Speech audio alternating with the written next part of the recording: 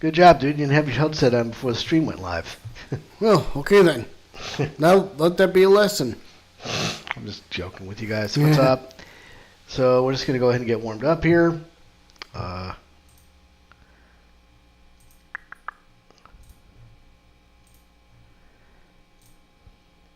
We're just getting everything warmed up, so and everybody's waiting to come in too. So. Yep.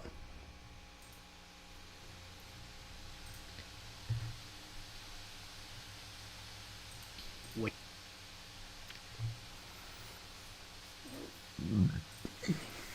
Last week we had a YouTube subscriber.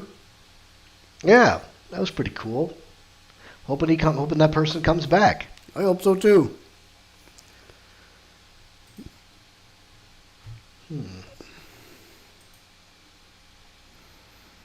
Question, or did you? Well, I didn't see the live notification go through yet. That ain't right. Yep, live now.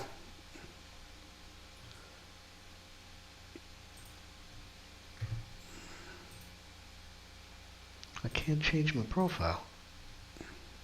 Oh. Yeah, well, I'll see if I can share the post. Yeah.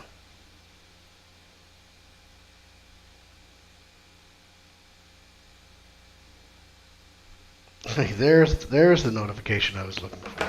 There we go. I'm not sure why it didn't pop up on the browser, but whatever. Let us go ahead and open YouTube. The tube view. The tube view. Wait. What's this? I am not sure why is it? That is weird. That ain't right. That is weird. There we go. Much better. It for those of you listening playing the home game, I clicked on my YouTube to open up my chat feed, and I saw a video of a laptop disassembly that I had started earlier. So weird. Alright, so let's go ahead and switch to the voice acting stream. Turn on Phoenix Wright.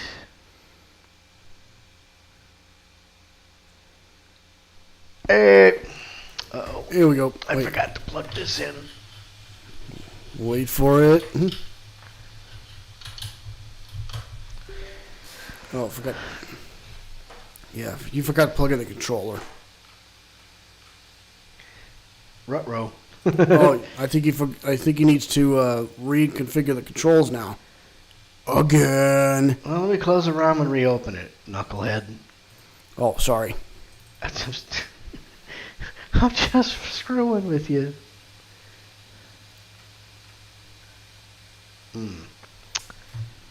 Okay.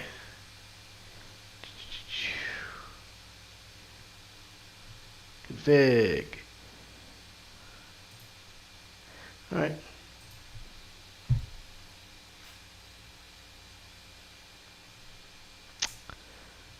Alright, let me see here.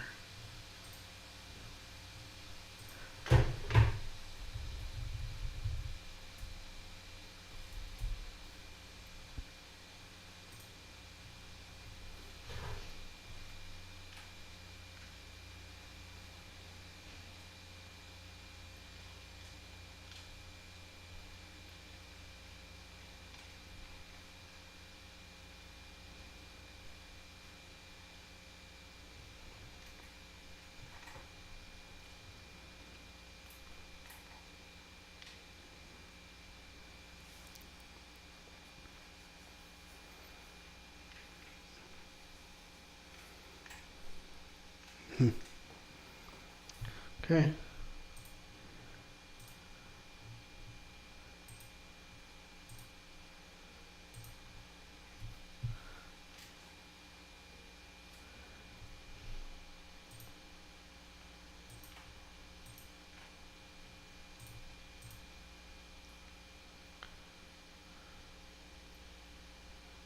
Alright.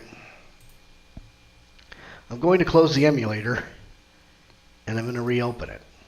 I unplugged my wired controller the other night to use my wireless controller. Yep. So that's why we're going through this. Yeah, this should be good. There we go. Hey! Okay. Let's go. Let's go. From the ashes, day 1, investigation. So we're on the subway. Subway, It's raining. a blade. Oh, there's a knife! That guy's got a knife.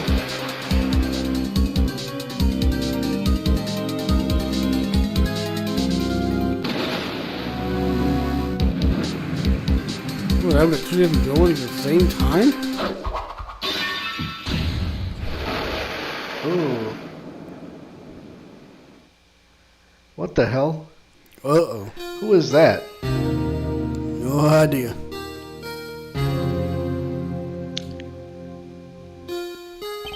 It's been 2 months since Maya left the office. 2 months without a single trial.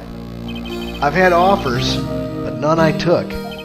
That is, until the day that girl showed up. What girl?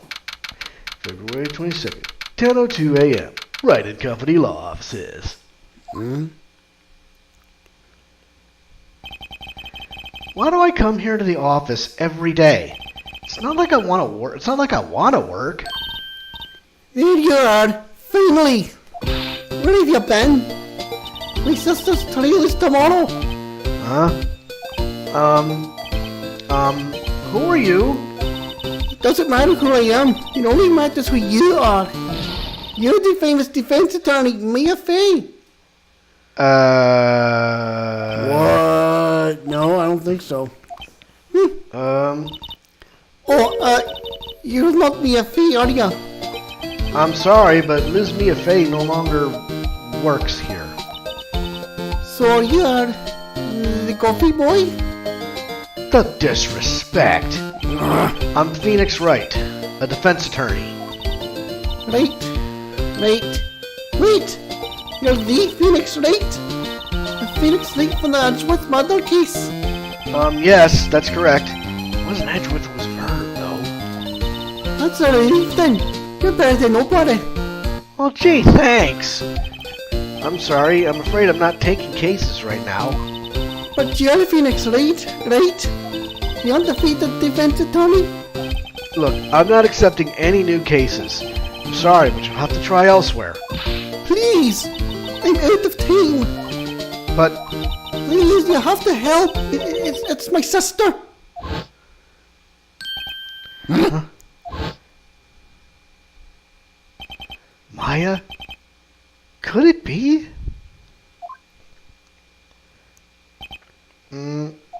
Okay. I'll hear you out. Really? Thank you so much. My name's Emma. Emma Skye. I'm a scientific investigator. Scientific investigator? Let's talk to her. Alright, let's talk to her. Emma, was it? So you're a scientific investigator? Yes, that's right. Is something wrong? No, it's just you seem kind of jumpy. Or maybe just young? Young? I'll be 16 years old this year. Oh, I see. Wait, only 16? I was said to be formally assigned to forensics in 3 more years. My work is becoming quite well known. At my age, no less. So what exactly is your current position then? Well, legally speaking, I guess you'd call me an 11th grader. But I'm ready to do my job, at my age, no less. Great, another future professional in training. So what's this about a case? You said the trial's tomorrow? My sister didn't do it. She didn't stab someone with a knife.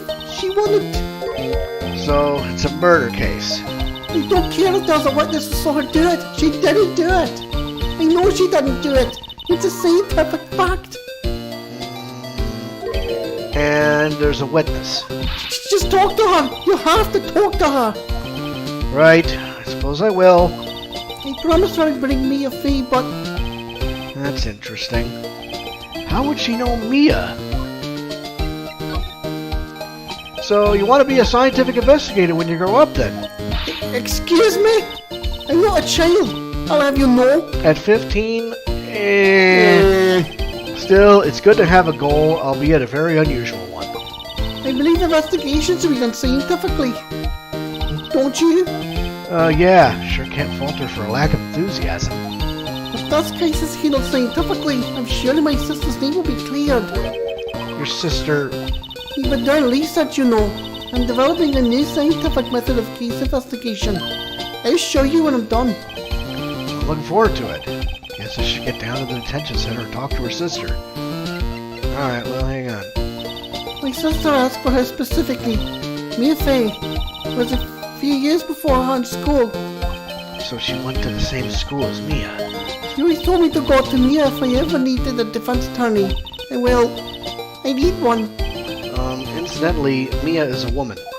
Mia? Yeah, I thought it was a little strange when I saw you two. Well, it's nice of you to help your sister out like this. You must be close.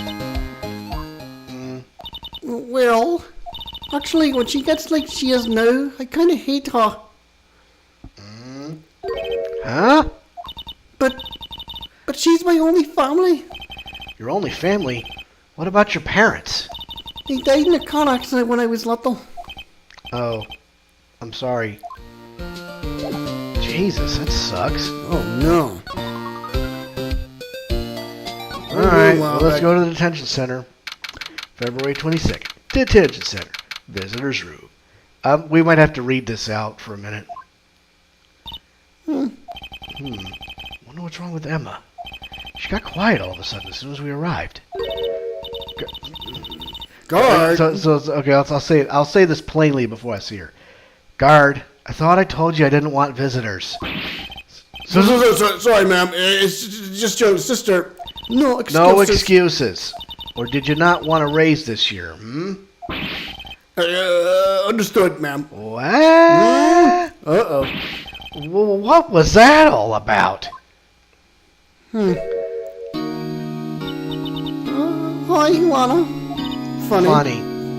I seem to remember specifically telling you not to come here. Okay, I guess he's doing both of them. All right. You do this. No, kids, this is why you talk about stuff before you go live. So, all right, if you want to do both, okay, no, you're already off and running, so let's do this. That's my memory is falling.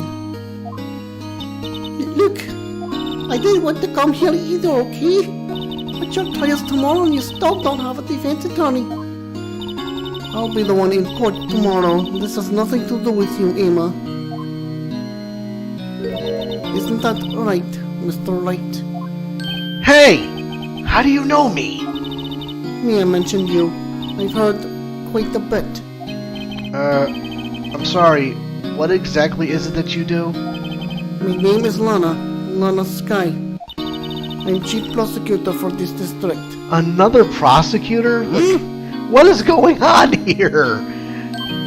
You're a prosecutor? Two sisters, one a lawyer. Could this be a coincidence? Emma, Lana. I mean, they're just like... Is something wrong, Mr. Wright? Alright, let's talk to her. There's something you should know from the start. Which is? The suspect in this case has confessed to the crime. Huh? Wait, but the suspect is... me. I did it. Well, Mr. Wright? Well, why don't you begin by telling me exactly what happened? The crime took place yesterday, February 21st at 5:15 p.m. That's quite specific. It was in the witness's disposition. The witness clearly saw me in committing the crime. That was a bit of bad luck, wasn't it? The crime took place in the underground parking lot at the prosecutor's office. The body was found in the trunk of my subordinate's car. Prosecutor's office, huh? In your subordinate's car trunk? Classy. I was arrested on the spot, caught red-handed as it were. My. So then, what is this? Now, this is from the ashes. Rise from the ashes. Something's off. So who is the victim? An investigator with the police department. I suppose the correct term is detective. Not Detective Gumshoe. What? A detective? Death was due to a loss of blood. He was stabbed once in the stomach. By you? Death wasn't immediate, but the wound was fatal. I see. Allow me to repeat myself, Mr. Wright. The victim was a detective. You know what that means, don't you? Uh-oh. What? Mr. Wright, what does it mean? Well, it means... The police department will consider it a matter of pride to have me found guilty. They will use any means at their disposal to do so. This case gets worse and worse with everything I learn. So, you're the chief prosecutor.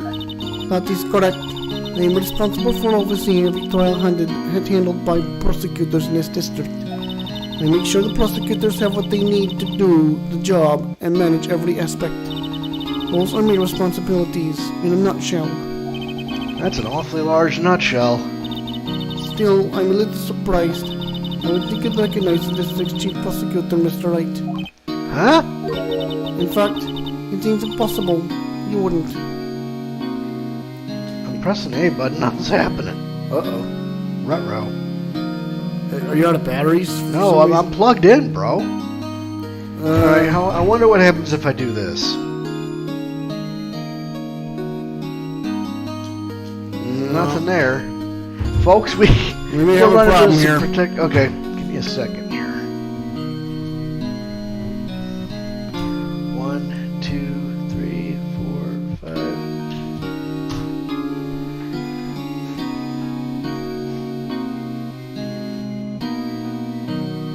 5. Well, geez. Try pausing the emulator, see what happens. Oh, you know what? No, that wasn't it.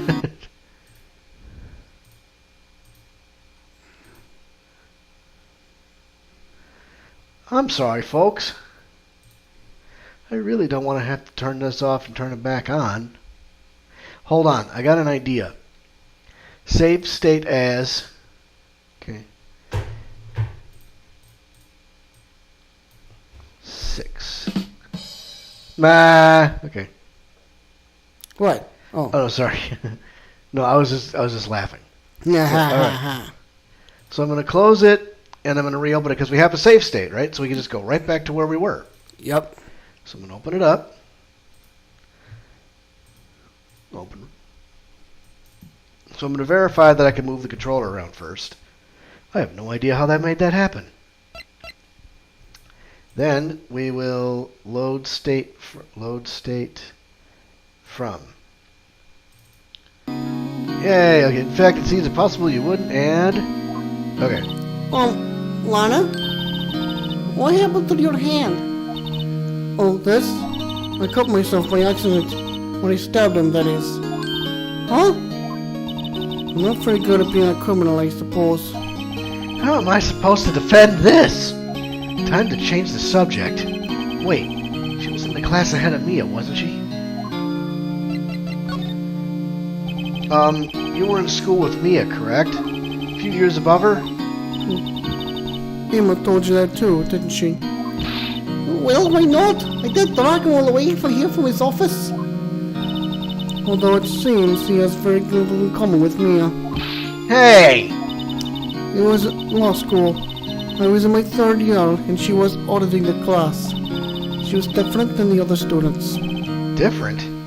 She was strong. She'd do anything to become a defense attorney. Anything. I think I understand what's going on here now. That was probably why she was attracted to me. Excuse me? Intellectually attracted. Lana was the top of her class in school. I was the best there was. Oh. I did pretty good in school too, by the way. Sounds a bit different when Emma says it. Well, Mr. Wright? Excuse me? As you can plainly see, I am admitting my guilt. I think it's safe to say there's no way you can take this case. None. But Lana! You're always this way, weren't you? You never think of anyone but yourself. I know you didn't do it, Lana. I know. So how can I say you did? If I lose you, I'll be all alone. I hate you, Lana. Mr. Wright. Yes? I believe our discussion here is ended. The rest, I leave to you. Huh? You mean you're requesting my services as your defense? Don't lose any sleep over it. Your client has confessed after all. The case is over. Right. I'll do what I can to get to the bottom of this. This is weird. Lana has confessed to the crime, yes. But something doesn't fit. It's that look in Emma's eyes. There's something else going on here. And I'm gonna find out what. I'm sorry, Mr. Wright. Huh? About what? My sister, she's not always like that, you know. I just never expected to be defending another prosecutor again. She's changed a lot. She used to be so gentle, always smiling. Everybody liked her. I see. Sorry, but I'm having trouble imagining that. What happened to her? I don't know for certain myself. I think maybe well, maybe not. Sounds like there's something there that defies a simple scientific explanation. Let's go check out this underground parking at the prosecutor's office, shall we? Okay. See if there's anything else we can talk about. Nope. Let's move. Let's move. Underground parking lot. February 22nd. Prosecutor's office. Underground parking lot. This is the lot where it all happened. Looks like they're still investigating. Funny that my first visit to the prosecutor's office should be like this. Hey everyone, keep up the good work. Hey, what are you thinking? Well, you're going to be my co-workers 3 years from now after all. No harm in saying hello. Actually, there is. You know attorneys aren't supposed to examine crime scenes? Trying not to stand out too much here, see? Hey there. You expect to go unnoticed here, partner? Partner? Oh, okay. What do we have here? Looks like a bambina got loose on the ranch and is up to no good. Folks gotta learn to keep them doggies tied down, partner. Mr. Marshall? What the hell? Marshall? Looks more like a sheriff to me. Look here, bambina. I know how you feel. But this is my gang's gold strike, see? Like? What? This is our claim, our territory. Gold mine is evidence. If you're fixing to mess with what's ours, you'll regret it, partner. You know what dreams a cacti out there? You know what dreams a cacti out in the desert dream? You won't do. What's this guy talking about? Get along home now. Have a trails, bambina. What in God's name? Okay. Okay, I'm confused. Okay, let me just check my stream. Make sure it didn't go nuts. Okay. Everything was good. That is the craziest thing. Okay. Was that hombre a friend of yours?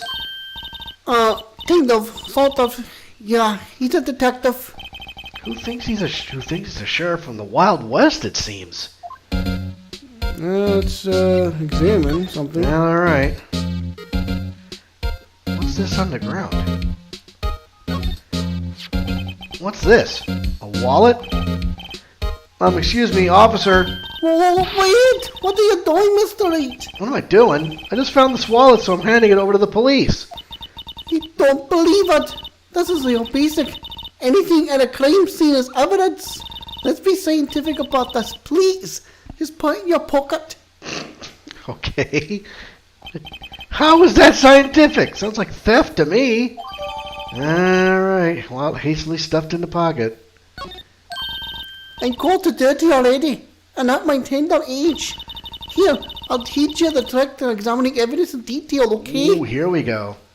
Well, lock and load. By the way her eyes are sparkling, I can tell she's been waiting for this.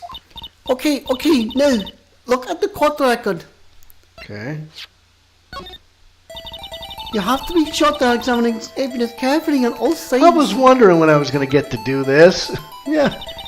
Now, let's start examining from every angle. Open that wallet. See that gold thing? Oh, look! I think there might be a clue there. You should check it out. Press the examine button.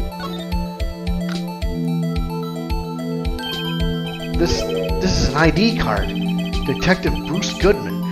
Whew, okay. It was not Gumshoe. Thank God. I mean, it's still bad. Detective Bruce Goodman, ID 5842189. See?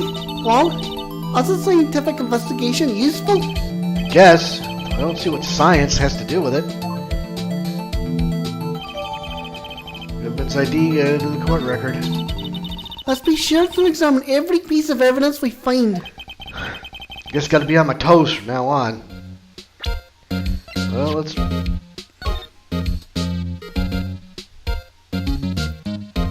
You're trying to flip it around, right? Yeah, I guess so. Yeah,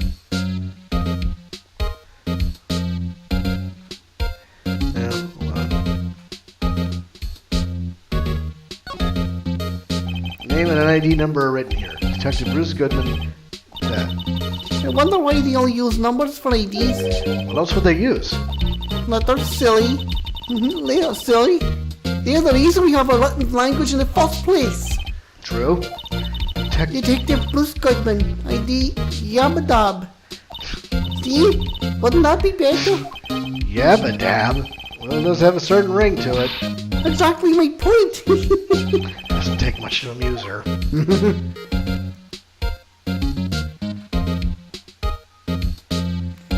I don't think there's much else to examine. Well, there has to be a way to rotate this thing. I don't think they showed you how to do it yet. Let's see. Okay.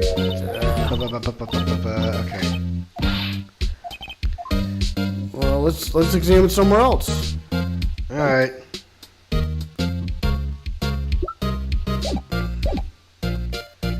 All right. Well, there's a ladder. Aha! A ladder! That's a step ladder. What's the difference? In scientific terms, please. Scientific, huh? Look at the basic nature of things, Mr. Wright. This all seems so horribly familiar somehow. What else? What's this? This is where the cars leave the lot. The arrow on the ground makes it more like an entrance. What are you talking about? It's plainly an exit. Well, maybe it's both. Kind of a dual purpose. Aha! The theory of relativity. What? I've got to write this down. Hey, Mr. Wright. Maybe you know, was Mr. Relativity German or was he British? Mr. Relativity? Are you sure that was his name? My God. Oh, for God's sake. Look, a stylish glass for the room. Very nice. You can see the whole parking lot from in there. It says security. Perhaps the cafe. Huh? Cafe security. Yeah, that must be it. Let's check it out later. I hate to break it to you, but I think that's probably just a security guard office. You know, I scored a 97 on my science test the other day. Too bad they don't have a test for common sense. Oh, boy. Oh, man. This is gonna be a long case. Look, a door. This must mean something. I'm not sure that doors mean anything. No, it won't open. A mysterious lock. I fail to see what's mysterious about it. Mr. Wright, you need to learn to enjoy life more. Let's finish our investigation first, shall we? What's this? Here, a phone. Let's see if it works. Hey, don't touch stuff we don't need to be touching. I can't hear anything. My ears. No, my ears. Maybe it's due to the barometric pressure. What is she babbling about? Hey, what did you just say? See, you can hear just fine. The phone's broken. Jesus. What are those? An oil drum. Looks like it's filled with water. It's heavy. I can't even budge it. The drum over here is on its side. Wait, I know. I'll hide in here and do a stakeout. I think you'll probably just get arrested. In fact, you may not even have to hide the drum to get arrested. What? I'm not suspicious.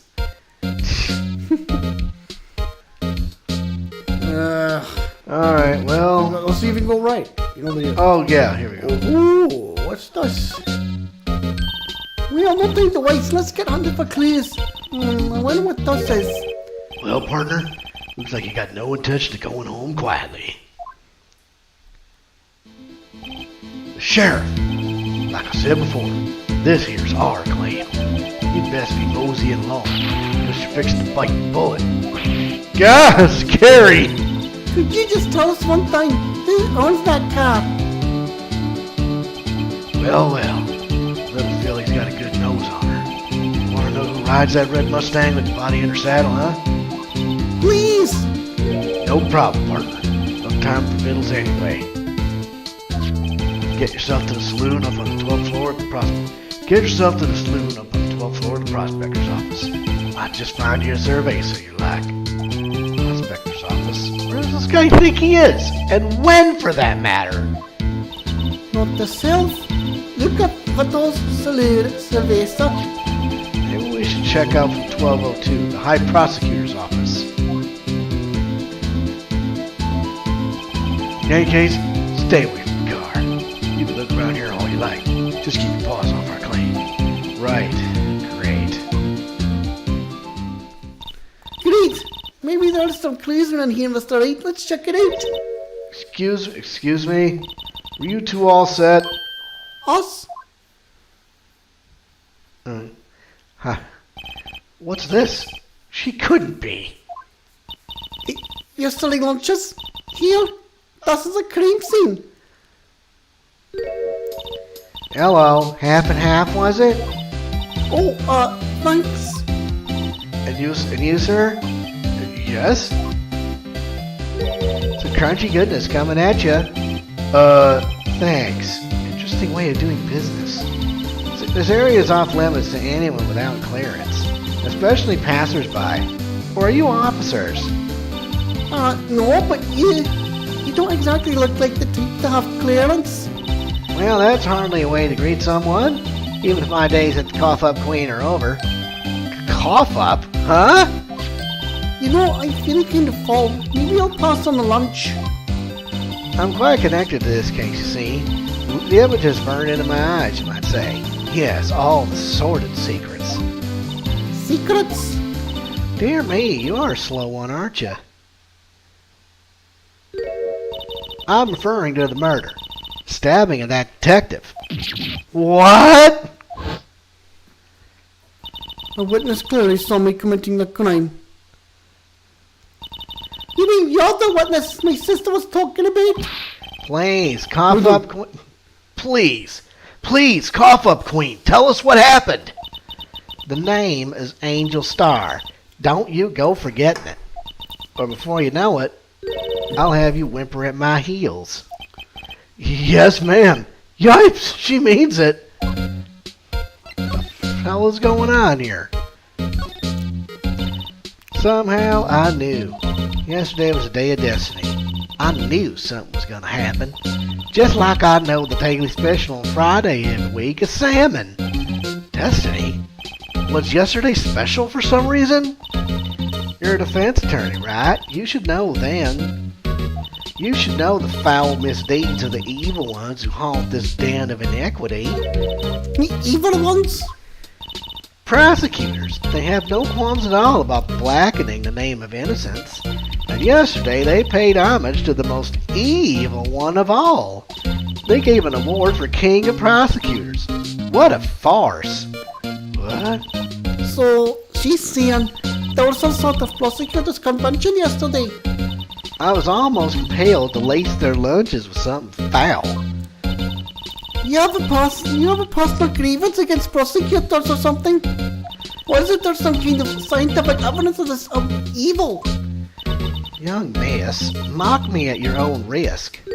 You'll soon find out why they call me the cough-up queen. Ew! Jesus, the most heinous of all the evil ones, the one they aborted yesterday, it was in his car that they found the body. Proof that he devours the evilest lunches of all. What? Really? Really what? I'm totally confused. One thing's clear, this lunch lady has a thing against prosecutors. So, what exactly was it that you witnessed, Miss Starr? It's a fascinating spectacle, to be sure. I now feel I know what they say when they talk about a woman's wrath. To see Lana Skye wield that knife so? Huh? Her knife flashed in anger, bringing him to a sad end. It was truly a sight to see. You mean you saw the very moment of the crime? The sound of the silvery ties of this world being cruelly cut still rings in my ears. And the rhythmic beat of Lana Skye's knife? Wait a second, you know Lana Skye? Huh, of course. It's quite a feat becoming chief prosecutor. How many lunchboxes of sand did she pack to make that journey, I wonder? She always travels late. Now why would this pretty lunch lady know the chief prosecutor's name? Could we ask you a bit about yourself, Miss Starr? I come here every day to sell lunches. I import only the freshest and best from the Far East. For some reason, box lunches are a hit here. Why not make the lunches here rather than import them? Did you say something? No. Only true connoisseurs can understand.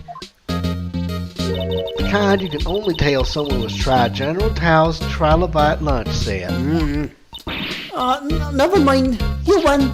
I don't even want to appreciate part of a Trilobite's flavor. Anyway, I come here every day to sell lunches. My boyfriend works in the security room here at the prosecutor's office. Your boyfriend? See the security room over there? The glass-walled booth? I'll sell my lunches, and since I'm here anyway, I drop in to see him. Since you're here anyway, I guess selling lunches is more important than romance. So to scientifically analyze the detailed variables so far, you, Miss Starr, are a lunch vendor with an ulterior motive for coming here. Useful analysis. Not. Did you have a bad experience with the prosecutor, Miss Starr? I sense some hostility. Hostility? Ha! Perhaps. Prosecutors are all alike, and the bigger they get, the worse they smell. Kinda like 10-day-old clams in the chowder. I wonder if Miss Starr was involved in some sort of legal trouble in the past. That'd be a short case of food poisoning, scientifically speaking, of course. I mean, now you're talking cough-up queen. I thought she was just a lunch vendor, but now I'm not so sure.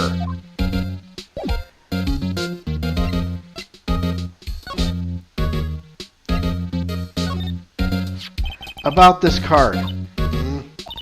Lunchland vendors only accept cash, no cards. Especially not a card belonging to someone else. No, this isn't a credit card, it's an ID card. It belongs to a detective. And you're showing this to me, the lunch lady. Why? That's like showing a fine honeyed ham to a detective. Why do I always feel like I'm being mocked? Okay, so there's nothing left to talk about. Well, shoot, why don't we just move? High prosecutor's office, see what that is. We'll be back February 22nd. High prosecutor's office, room 1202. That's the kind of room that just screams, I can do the job. Need to change from your office, really. Thanks.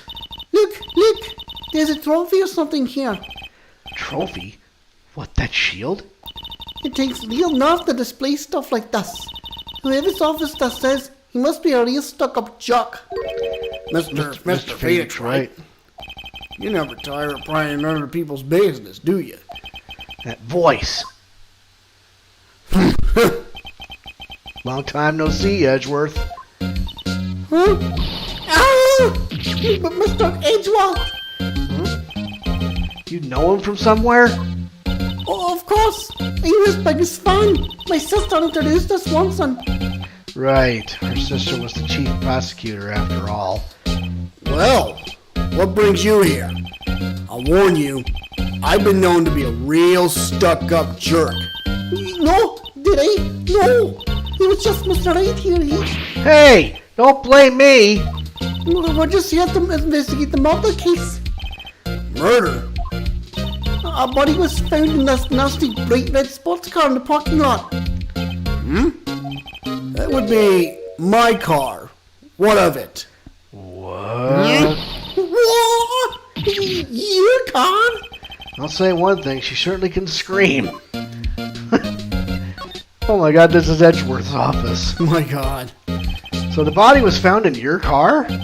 Go ahead, say it right. You think I did it, don't you?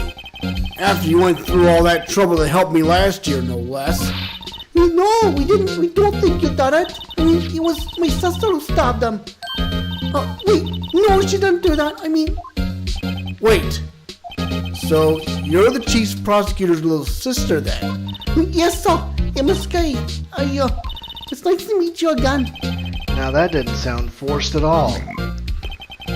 Now that I remember, you've really grown.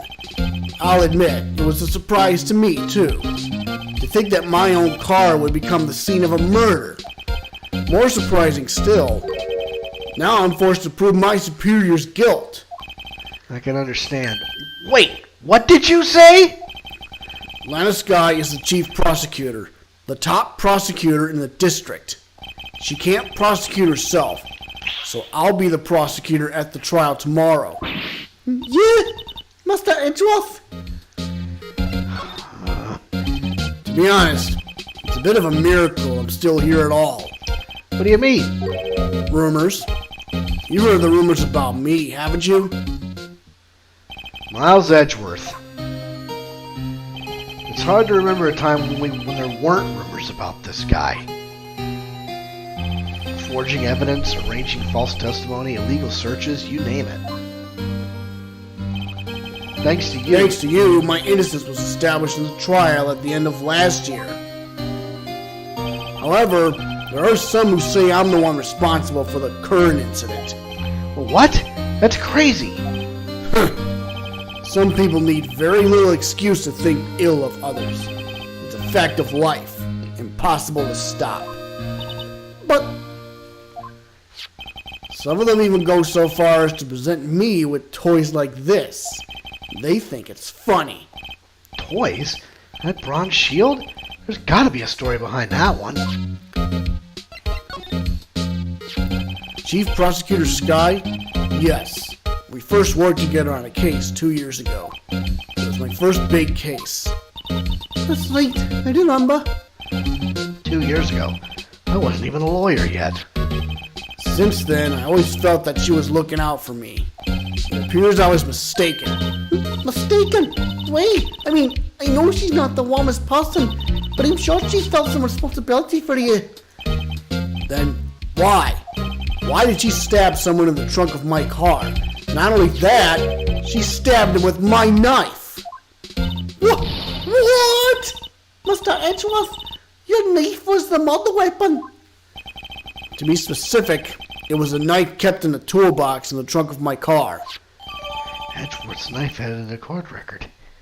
So is somebody coming back from the grave to try to get Edgeworth put in jail or something? Gee, I don't know. I don't know what the hell's going on. Edgeworth, What? are you sure you didn't do it? Come on, can't he take a joke? You have a strange sense of humor, Mr. Wright. Jesus. Okay, no. Jeez, oh.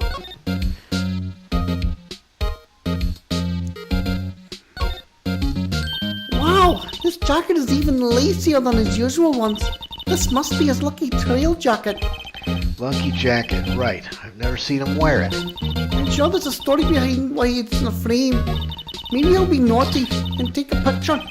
He's getting way too excited about this. What's the book show? What else can you examine? Whoa! These are all case files. They're stacked up to the ceiling. There's even a ladder. Odd. I thought Edgeworth wasn't good with heights. Must have someone got them for him. Aha, gumshoe. Strange. Why did I just picture Detective Gumshoe? You must study these case reports so closely. He's so cool. You wouldn't say that if you saw him sweating bullets up on that ladder.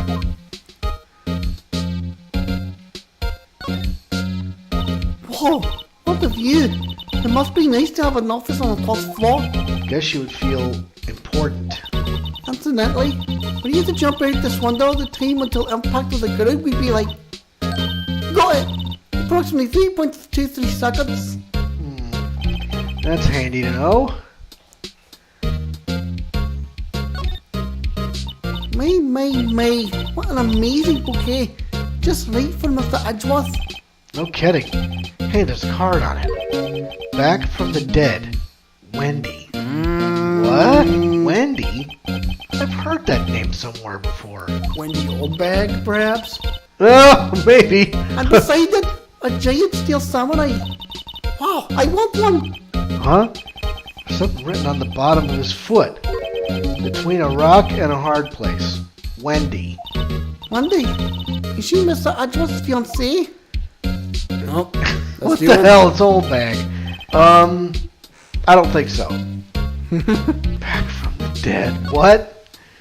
Okay, Okay, I think wait. it's, Okay. Old Bag. Bag. Stop. Objection.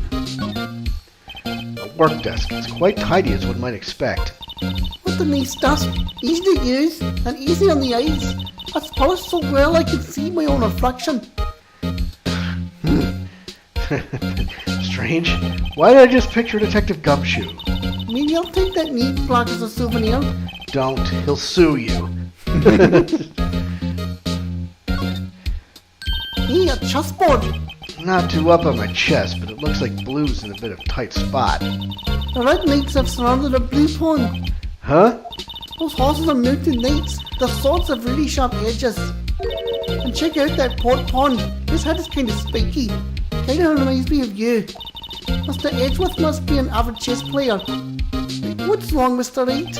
Edges surrounding a pawn with spiky hair. Nah, it's nothing. What about the trophy? Take a look at it. Oh, it's over on the couch, isn't it? Yeah. I've been wondering, what the heck is this? There's a big K on it. Prosecutors. Huh? What's that? It's the King of Prosecutors trophy. Kind of prosecutors. It's a great honor. They send that shield to the best prosecutor each year. What? So?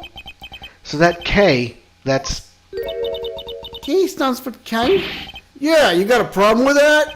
I didn't design the thing. Kind of prosecutors. Kind of like employee of the month, only better. Well, looks like you added that to the record.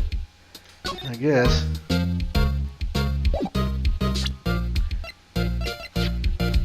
Yeah, let's investigate Nook and Cranny on this. Oh, you can't examine that just yet, though, can you? I'm examining it, but there's nothing to Oh, see. right. Okay. Day of the murder. So there's nothing here. So we're gonna move to the underground parking lot.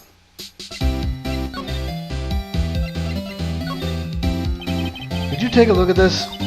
You? Yes? You said you wanted some hot tea, right? No, but thanks. You didn't even look at me.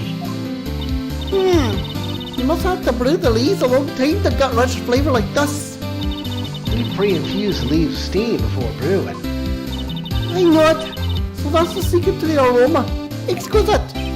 The only thing I'm smelling here is wasted time. What about the... The What about his knife? Alright. Could you take a look at this? Ew. You said you wanted some hot tea, right? No. Well, let's move. Hang on, let's see if there's anything more to talk about. No. Let's investigate. I think examine. Oh, to put some more investigation in here? More examination? Yeah. Alright, well, what else are we going to look at? So we can't investigate. We can't investigate the car. Well, no, it's off limits. Okay, the car's lot. I guess we should move then. So where else can we go? Let's go back to the offices, I guess.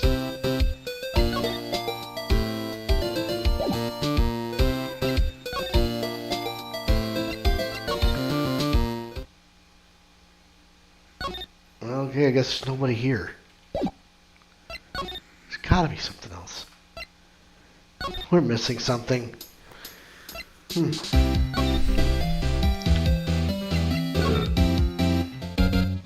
Any more to talk about? No. Nothing. Present the trophy to him, maybe? So in other words, you were the best of the best this year, huh? You can take that foolish grin elsewhere, right? I lost a day of work to receive that travesty. Huh? What's that? I had to go to the police department ceremony to receive that broken shield. The police department. Yes, right next to the police station downtown. You've been there, correct? Where Detective Gumshoe works. Yeah. I was wondering something about your shield. Why is it broken? Why does it matter? I got more important things to worry about. Oh, right. You don't seem too concerned about his award for better or for worse. Yesterday was a very busy day for the prosecutor's office. Maybe. We should ask him more about yesterday. Let's talk All to right, him. we have unlocked a new dialogue option. Could you tell me more about yesterday, the day of the murder? Yesterday was the annual cleaning day at the prosecutor's office. Cleaning day? Working with the police department, we sort and file all evidence for solved cases. We call it evidence transferal. Wiping your hands of all the cases, in other words? Oh, and another thing. A ceremony was held at the police department. There's an annual review and awards for outstanding police officers and prosecutors. And that's when you got the shield. I was at the police department yesterday afternoon. I got back here at 5:12. When was when did she say the murder was? 5:15. Yes. That's very precise. People like myself and Mr. Udsworth pride ourselves on our precision, Mr. Wright. No, I place little faith in my memory. The only thing I trust is solid evidence. Edward's parking stub added to the court record. So 3 minutes before the detective got stabbed, he pulled his car in. This is the parking stub from the underground lot. The murder took place around 5:15. So the murder happened right after you got back? Wait, what, right? I'd appreciate it if you direct that suspicious glare elsewhere.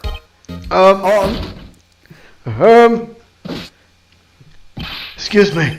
Is Mr. Edgeworth anywhere on the premises? I'm Edgeworth. What is it? I'm here, sir, at the request of the chief, sir. I got your report, sir. Report? What? Did you find new evidence in the case against Chief Prosecutor Sky? I don't like the way this conversation's going at all. Sky, sir. No, sir. No name of that kind, sir. Not in this report, sir. I think I just heard Edgeworth's lid blow. Mr. Edgeworth's lid isn't on very tight, does it? I made a clear request to the police department, did I not? I need to focus on the trial tomorrow, so don't bring me anything unrelated. Sir, but sir, I'm just following orders, sir. They told me to bring this to you. Wasn't aware of the particulars of the arrangement with... Give me your name! Yes, sir. Yes, sir. Meekins, sir. Officer Meekins. I'm gonna change his voice. Officer Meekins. Right. Officer Meekins, take your report and leave. And good luck with that raise next month. But sir, I didn't know. Poor guy. It's like he was absent on the day they gave him out brains and good luck. Right. Yes, sir? God, he caught me off guard. As you can see, I'm busy. You may leave now. Let's do what he says, Mr. Wright. The victim was a detective from the same department as that patrolman just now. Go down to the police department. You can ask more there. Thanks. Seems to finally calm down at least. So, looks like you got somewhere to go then. I just heard his lid blow.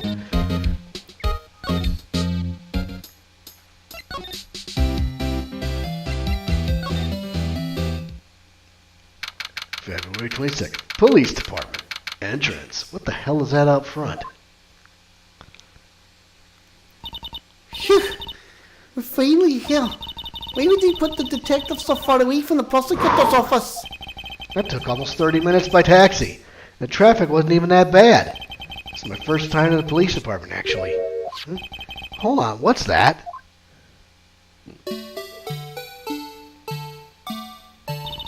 Stopping. Why does it undulate like that? Oh, wait, I know. This is the Blue Badger. They're trying to make him the police mascot. Wow, Mr. Wright. You know a lot about the police department. Still, he does seem familiar somehow. Forget the Blue Badger. Who's that next to him? Someone appears to be dancing with the blue badger. Uh-oh, he noticed me. Sure is running over here fast. Hey, pal! What are you doing here? That's my line, Detective Gumshoe. Specifically, why were you dancing over there? What? Well, at least he doesn't seem to be busy. This is our chance to get information. Hey, I'll have you know I'm a very busy man, pal. Pal. Oh my God. Case. I'll give you one word of advice, pal. You better not agree to defend the suspect in this case. Why not? Huh? Well, it's just that the chief prosecutor has confessed to the crime. She says she summoned the detective to the prosecutor's office and she killed him. But what if she's not telling the truth? Yes, well, no. Come on, pal. There's plenty of evidence against her. But what if the evidence will speak? Hey, pal. Can I speak to you for a second? Huh? Me? Why is this little girl so peeved at me? She's a relative of the suspect. Lana Sky's sister. Whoa! The chief prosecutor's little sister? Just please investigate this case carefully, okay? Scientifically. Yes, sir. Oh, by the way, you might want to keep your voices down. You don't want to be overheard using words like faked. Huh? It's a sensitive issue with us these days. Yeah, no kidding. So, what are you doing here, Detective Gumshoe? Me? Well, nothing really. Kicked me out of criminal affairs. Detective Gumshoe, what did you do this time? What do you mean this time? Then what happened? I know things are busy right now. Me, with my sister's case and all. It's true. Never had a chief prosecutor murder anyone before. Only the highest ranked people are being let into criminal affairs now. The lowest ranked guy in there is our chief of detectives. They're not letting any of us rank and file detectives in at all. None of you. I know this is an important trial, but isn't that a little odd? So anyway, I thought I'd spend the day getting the Badger dance down pat. Is there anything else you could be doing? The chief of police himself is directing this investigation, pal. An officer marshal was assigned to the underground parking lot.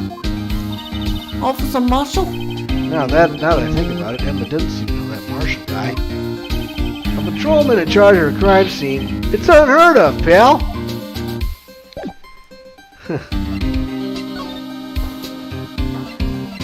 Is that the shield? Hey, that's it. That's the King of Prosecutors Award that Mr. Edgeworth got yesterday. Were you at the award ceremony, Detective Gumshoe? Of course, pal. I got an award for diligence myself. Congratulations. I was wondering why is there one the shield and why is it broken? Oh, there's a reason. I'll tell you what it is later. Apparently he's forgotten. I was proud of Mr. Edgeworth for winning that award. He's even got naysayers in the prosecutor's office. Yeah, we've heard about the rumors. Found in Mr. Edgeworth's car, stabbed with Mr. Edgeworth's knife, huh? What would drive Chief Prosecutor Scott to do such a thing? Wait, I didn't I mean, sure, of course, someone else really did it. Someone who must have a grudge against Mr. Edgeworth. The car and the knife do seem a little too well organized to be a coincidence. Poor Mr. Edgeworth. What could have happened? I have to find out a little more about what's going on with Edgeworth. Well, it's, rumors that we all wrong. He's in a tough spot, again. Just coffee, drink some beer. Sorry, I read a message from some of our buddies.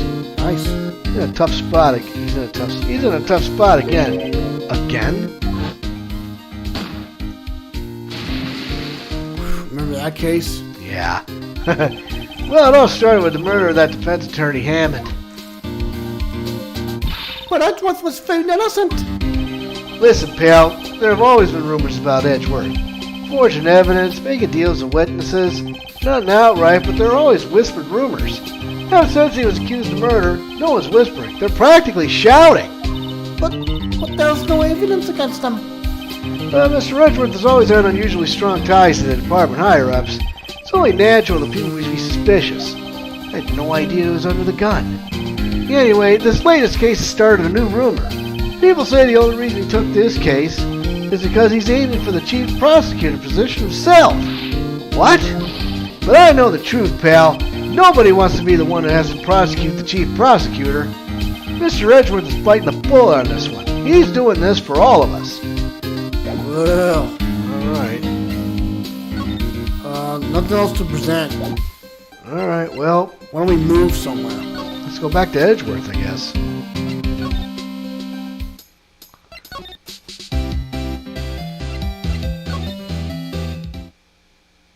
He's gone, isn't he? Oh, he's gone. Is there something else? Work desk. No. Tighter than what I expect. Well, I think it's repeated dialogue. After not, I have to look at myself while I work. Oh, right, okay.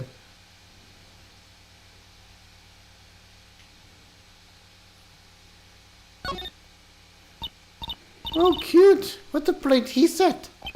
I got one for the instant tea bag myself. Amazing. The door below is filled with packets of tea leaves. They're all sorted by place of origin and flavour. Look at this royal blend. What an exquisitely splendid concoction.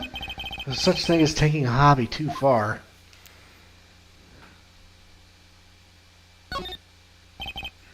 Okay, that's repeated.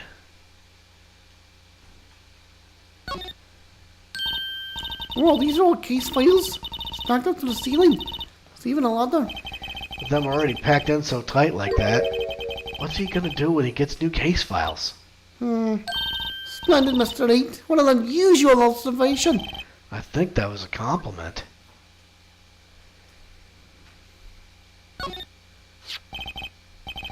What's this? Looks like a shield of some kind. It's broken. It's made out of chocolate. He took a bite out of it. It appears to be made out of bronze with gold plating. It's not worth much. $70 tops. This girl has to think about pricing everything, doesn't she?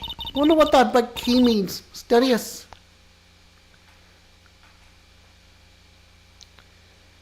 Alright. Hey, a chessboard. Not too up in my chest, but it looks like blue's in a bit of a tight spot. Midnight's under a blue pawn. Huh? Those awesome mountain knights. They're sorts of really sharp edges. And check out that pot pawn. So it's kind of spooky. Kind of reminds me of you. Yeah, I know, but isn't the point to surround the king? What can you say? What can you show that other character at the In the garage? parking garage? Let's take a look. What about that parking stub? Maybe. What can you talk to her?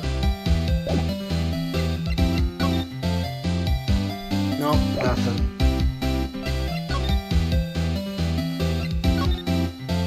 Let's take a look at this. Yeah.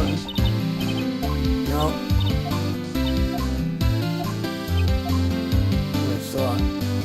Back to the office. I think. Okay. Not the prosecutor's, but yours. Okay, what about the detention center? No, I think she may be gone. Let's try it again. No. Try talking to her at the office.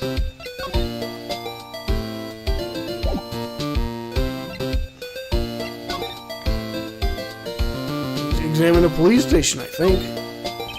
Difficult-looking legal books stand in formidable row. They mock me. I tried reading one and it made my head hurt. When I closed it, it slipped out of my hand, then my foot hurt too.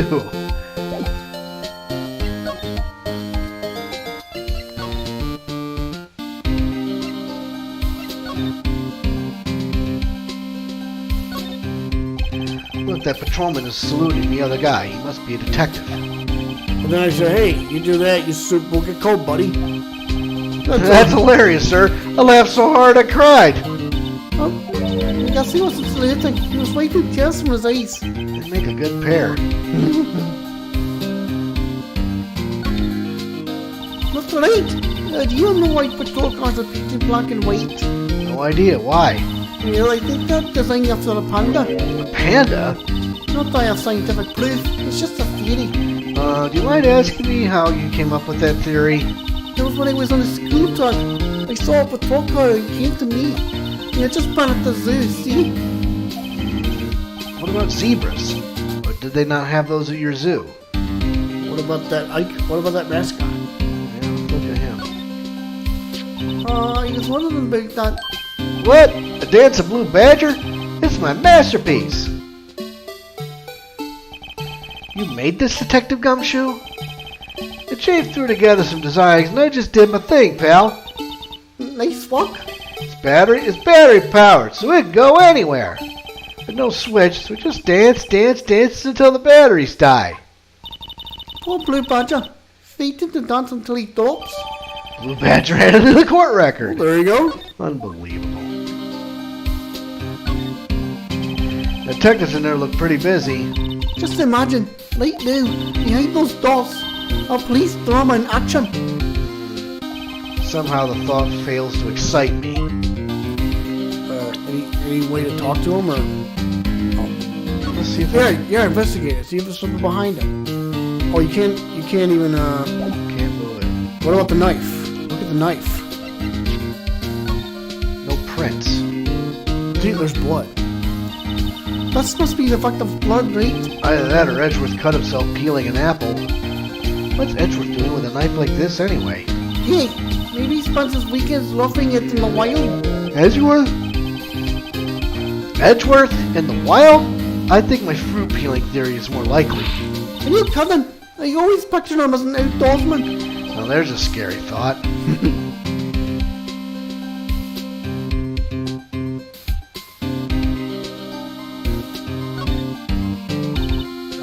Like it's blood.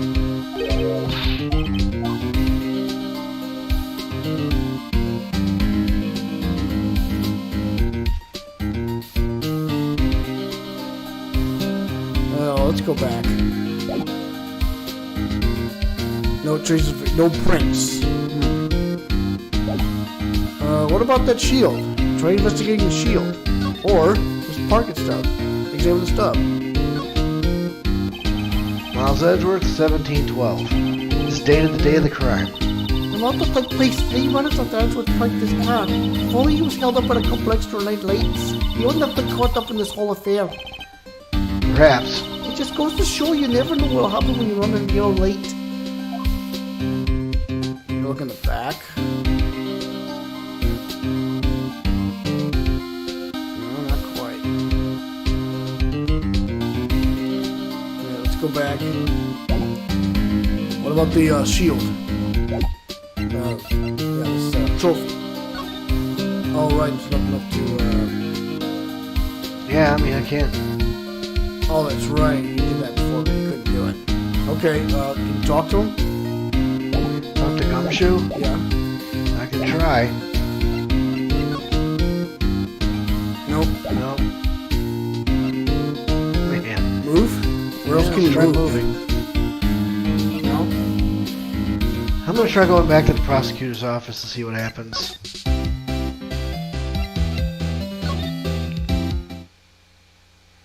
Nothing.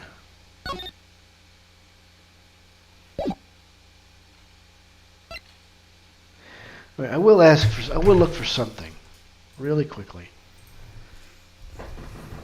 Oh, now you're gonna look it up? Okay. Well, I only want to know Those of you watching after the fact, we apologize ahead of time. No, we're just trying to figure out, And if you have any feedback on the characters' voices, just let us know, and we'll try and adjust accordingly. You know, whether they fit or not, or whether they're whether I do a better job with this voice or that. Anything.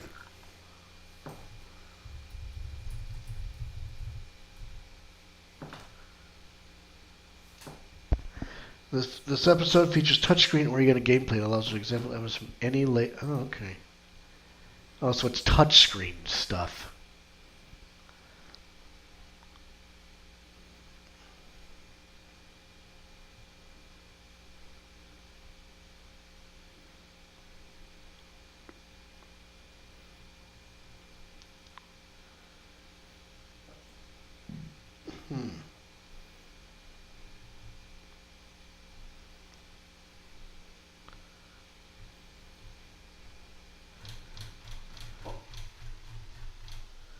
Alright. Touchscreen oriented gameplay. So then maybe, if we go to the configuration, 3D settings, hotkey config, firmware settings.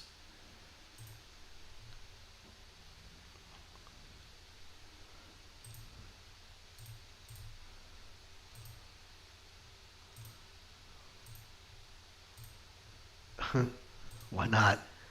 Microsoft settings, path settings, for emulation settings.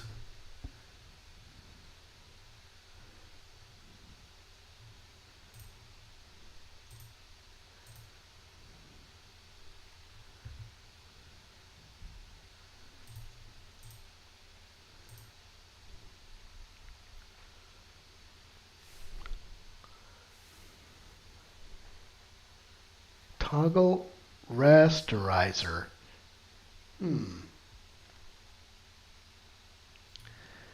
So let's see if there's a way that we can.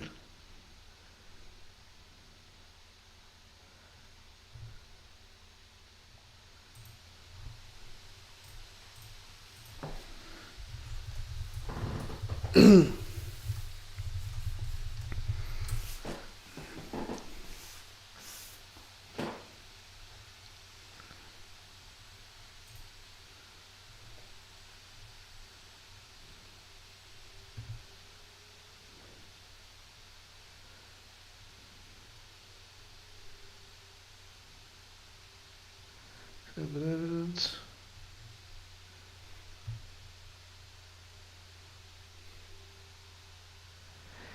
Case 5 is the only case that requires touchscreen.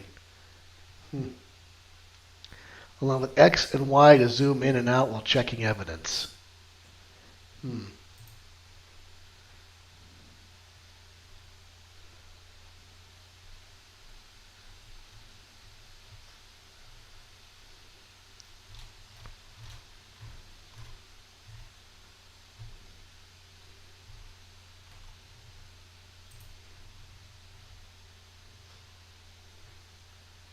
You know what?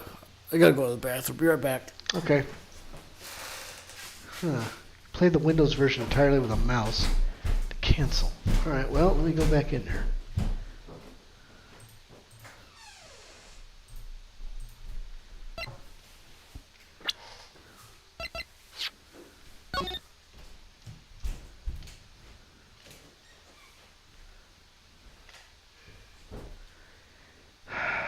How do we simulate touchscreen?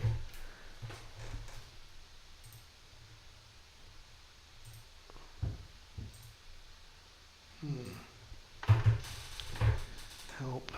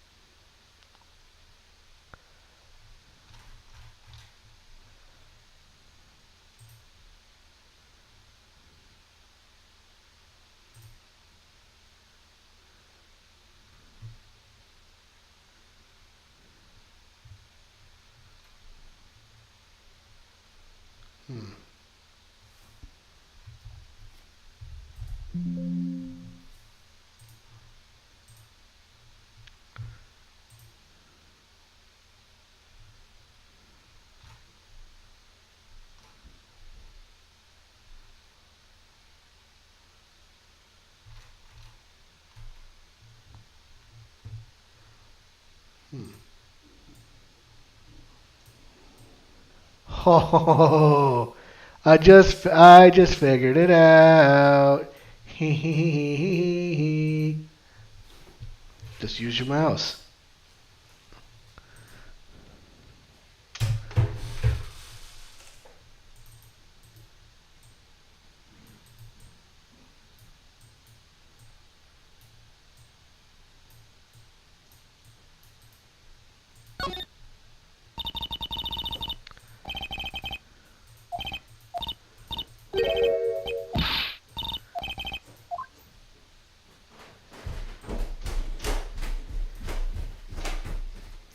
Bro, Yeah, what's up? I figured something out. Okay, what you got?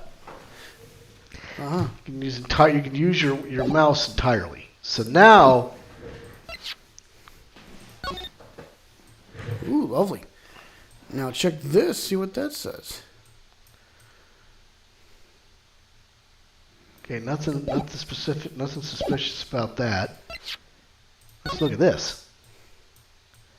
You can use X and Y buttons. Oh, you can't even, you can rotate it. Yep. See it from every angle. What about the bottom of that? What's Hello. that? What's this? Hey, check it out. There's a metal plate here. Looks like the names of all the previous recipients are engraved on it. Wow. One guy's lost it a bunch of times. Von- Karma. I guess he must be a foreigner. Yeah, that's probably it. Well, wherever he's from, he must have been an amazing prosecutor. I need to meet this Mr. Von Karma sometime. When she says it, his name does kind of have a ring to it. Yeah. Manfred Von Karma. What a dick that guy was. Man, that guy's crazy. All right. All right. Check the back of that. No back of that.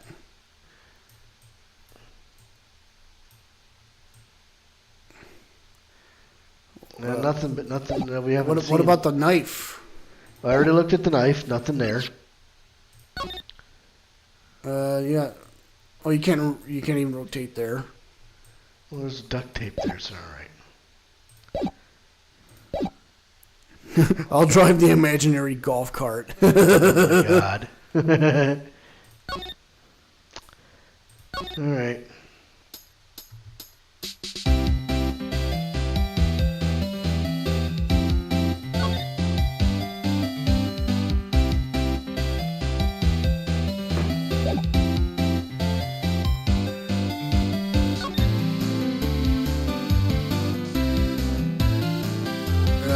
Apartment entrance.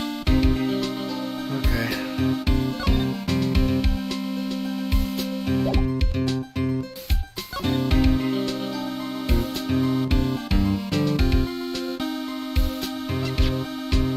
Yeah.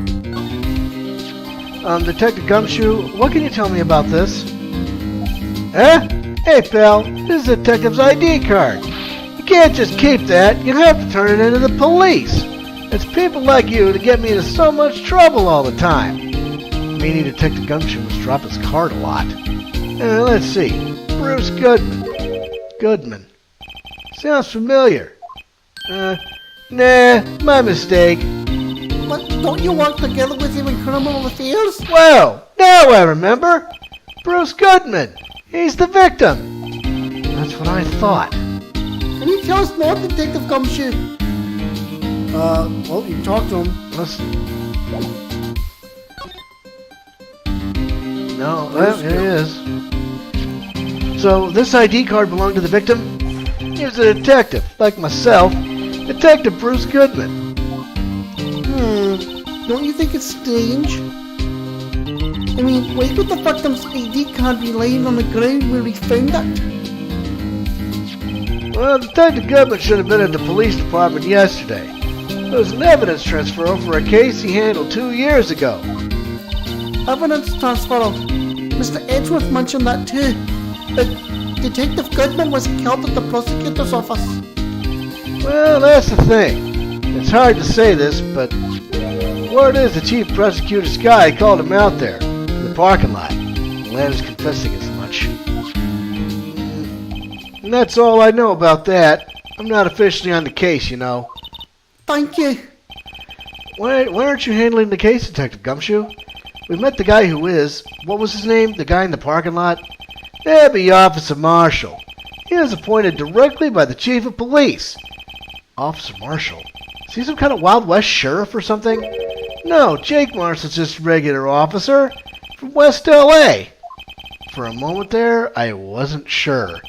Look, pal, let me try to make things a little easier for you. Show them this, and they'll let you examine the crime scene. Maybe.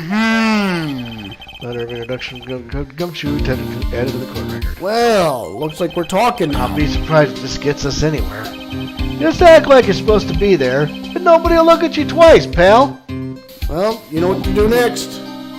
Back to the crime scene, I guess. Yeah, go show her that document. Oh, February 26th. Prosecutor's office. Underground parking lot. Looks like the investigation's still going. I have to get back to the shop. Sorry, looks like I'll be stuck in this pit till the sun sleeps. See you in my dreams. I'll see you in my dreams tonight then, baby. Oh, still here? Hello? Okay, that must have been her boyfriend. Why the surprised looks? Didn't I mention? I've got a boyfriend in criminal affairs too. What happened to the security guard? Hey, what's wrong, Bambina? You're looking like a dog. You're like a doggy that's lost its herd. Jake Marshall. Strange guy to put in charge of a crime scene. Can I talk to this guy? There's something I wanted to ask you. Scene of the crime, cold dream from men lost their dreams. Me, I watch over them as they sleep, dreaming of the desert's harsh judgment. Sleep. Well, should we show this hopeless case something to catch his interest? There's something I wanted to ask you. Scene of the crime, cold dream from men lost their dreams. Me, I watch over them as they sleep, dreaming of the desert's harsh judgment. He's asleep. Well, Jesus, okay. how about we, Yeah, let's present it. Let's present that to him. Let me see if there's anything on it. Hey, look here. It looks like something's been erased. Maybe there's a letter or something to Detective Gumshoe. Let's see. Annual bonus, $20. I think a couple of zeros were missing. No, that sounds about right. At least in that detective's case. Maybe I should rethink my career as an investigator.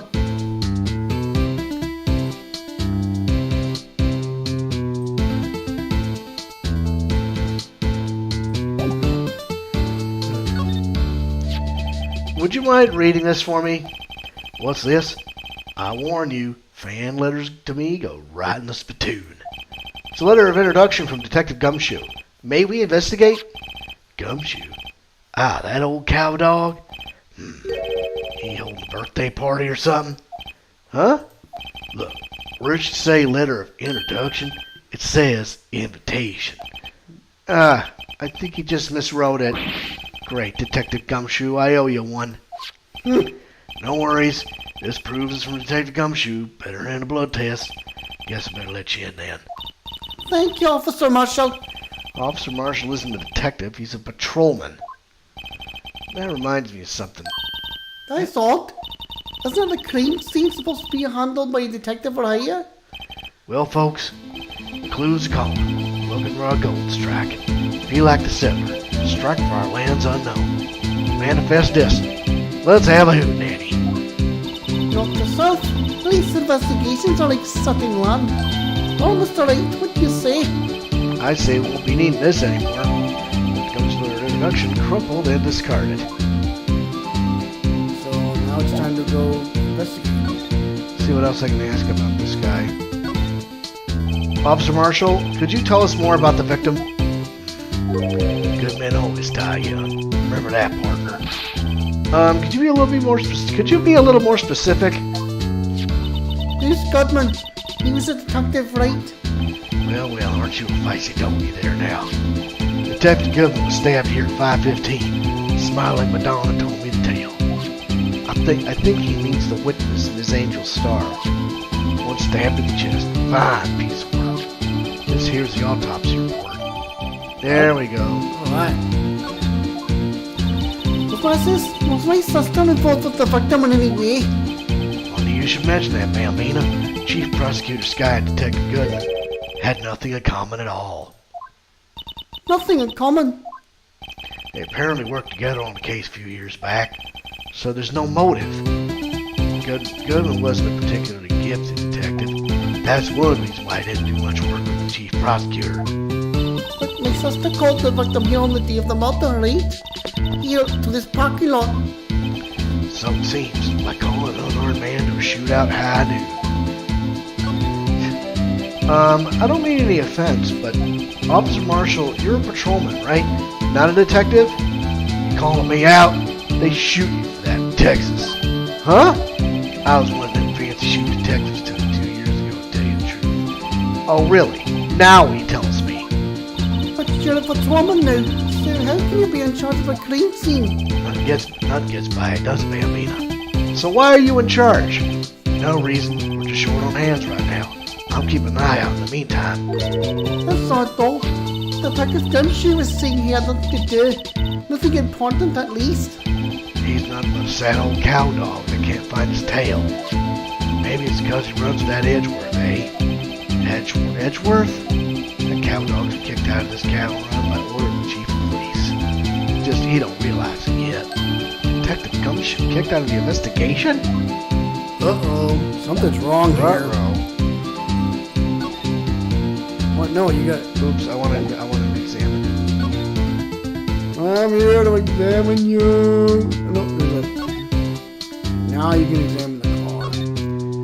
This appears to be the car where the body was found. Looks like the lock on the trunk is busted. The crime took place in the underground parking lot of the prosecutor's office. The body was found in the trunk of my subordinate's car. Wait a luxury car. It just screams, I have money to burn. Yeah, prosecutors get the big bucks.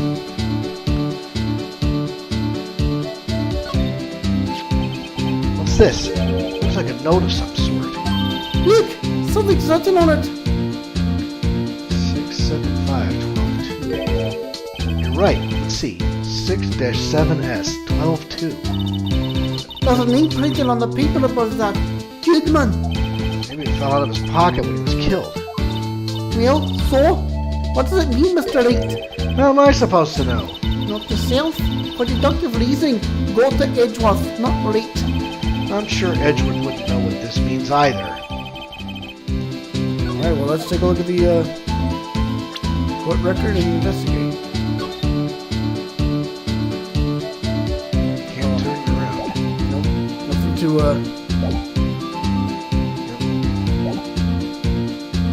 check that. What's that golden thing on the, This thing here? yeah, what's that? This looks like a cell phone. Scientific analysis would suggest this belonged to the victim. I can't think of anyone else it could belong to. What's so scientific about that? Should we check it out? Check it out. Right, let's check it out.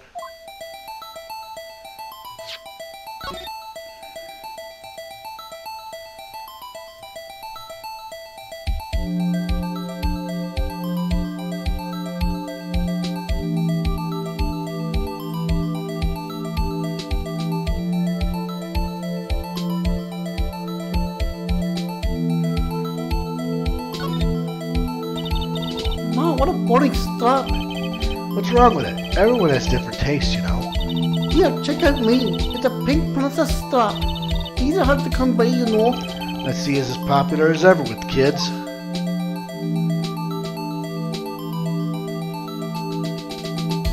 You mean you can't flip it open? That's what I'm trying to do. Hey, what? There's a blue button over here. What's that?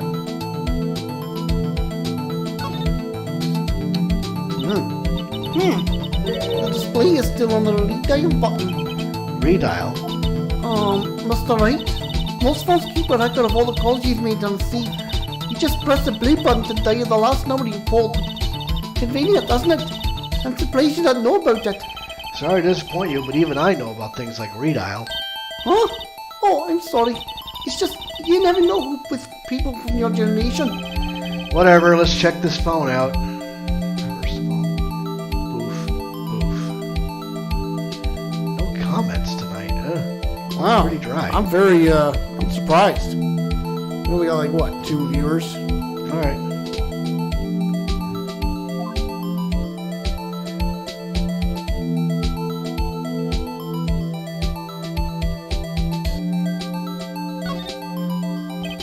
Now I wonder who the owner of this phone called last. Not the South. A defense attorney doesn't think first. He just pushes the button.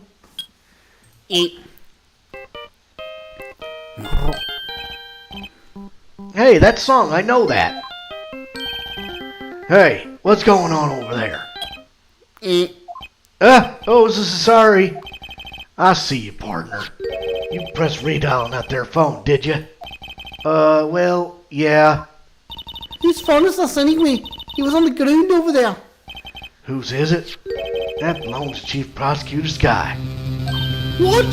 It's my sister's. She apparently dropped it when she was taken into custody, right after the crime. Look, the last call was made right when the murder occurred. Looks like she was fixing to call someone, except she only spoke for a few seconds, according to this. Who did she call? No idea. Sorry, partner. I got a question for you, partner. I heard a phone ring just now. One of those newfangled ringtones. Oh, that? Oh, I'm sorry, that was my phone. Whoa, what? Your phone? Yeah, it's kind of strange, but someone called me right as we picked up the other phone. A wrong number. Wait a minute. Wait a minute. She was trying to call Phoenix Wright. Really? And Chuck Whedon is in the house. Hey, What's Chuck. up, brother? Thanks for, The gamer biker is in the house. Hang on. Thanks for joining our stream, Chuck. It was getting kind of quiet right here until you showed up. Gamer biker in the house. Yep. I hope you're not lying. They shoot you for that text, partner. Uh-oh. I'm inciting the wrath of the Lone Star Patrolman. Cell phone out of the court record. That is the strangest thing I've ever seen. At 5:18 on the day of the murder. 30 minutes after the murder happened. Hey, you guys played Multiverses? No, we haven't heard of that.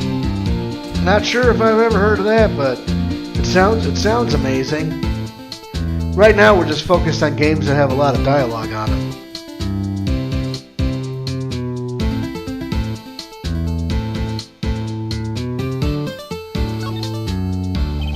There's no need to push this again. What's wrong? You look like I do during finals. Never mind, it's nothing. Check the back of it. No. The Warner Brothers version of Smash Brothers. Oh, okay. nice. You know, featuring guys from DC Comics and Okay. Try this again. a body stop. This is a strap. Okay. Alright.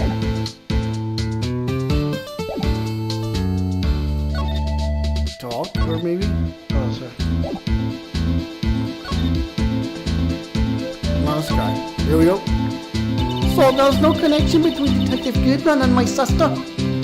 That's correct, but there's a gold mine of evidence against her. And the prospector tomorrow is none other than Edgeworth himself. I'm afraid your sister's fate decided, Bambina. Many condolences. Officer Marshall! Yeah, Bambina? How can you say that? You and my sister, you were... Is there something between this cop and her sister I don't know about? I apologize, Bambina. Something must have gotten to me. Maybe it's that dry wind that's blowing through the prospector's office. Dry wind or ill will, someone's up to something here, but who? Suspicious about Mr. Edgeworth been flying around for nearly 2 years now. As forged evidence, arranging testimonies, you name it. He was unbeatable because he did whatever it took to win. Unbeatable, that is, until he met you. But rumors are just rumors, aren't they? These are prosecutors we're talking about. Evidence is everything to them. You follow the rumors about Edgeworth to their source, you find one person. But they're off limits. Untouchable, you might say. One person? Who? Bambina, it's your sister. Chief Prosecutor Lana Sky. What? My sister? Edgeworth couldn't rustle all those cattle by himself. Some people load their guns with bullets, and some people load them with deals.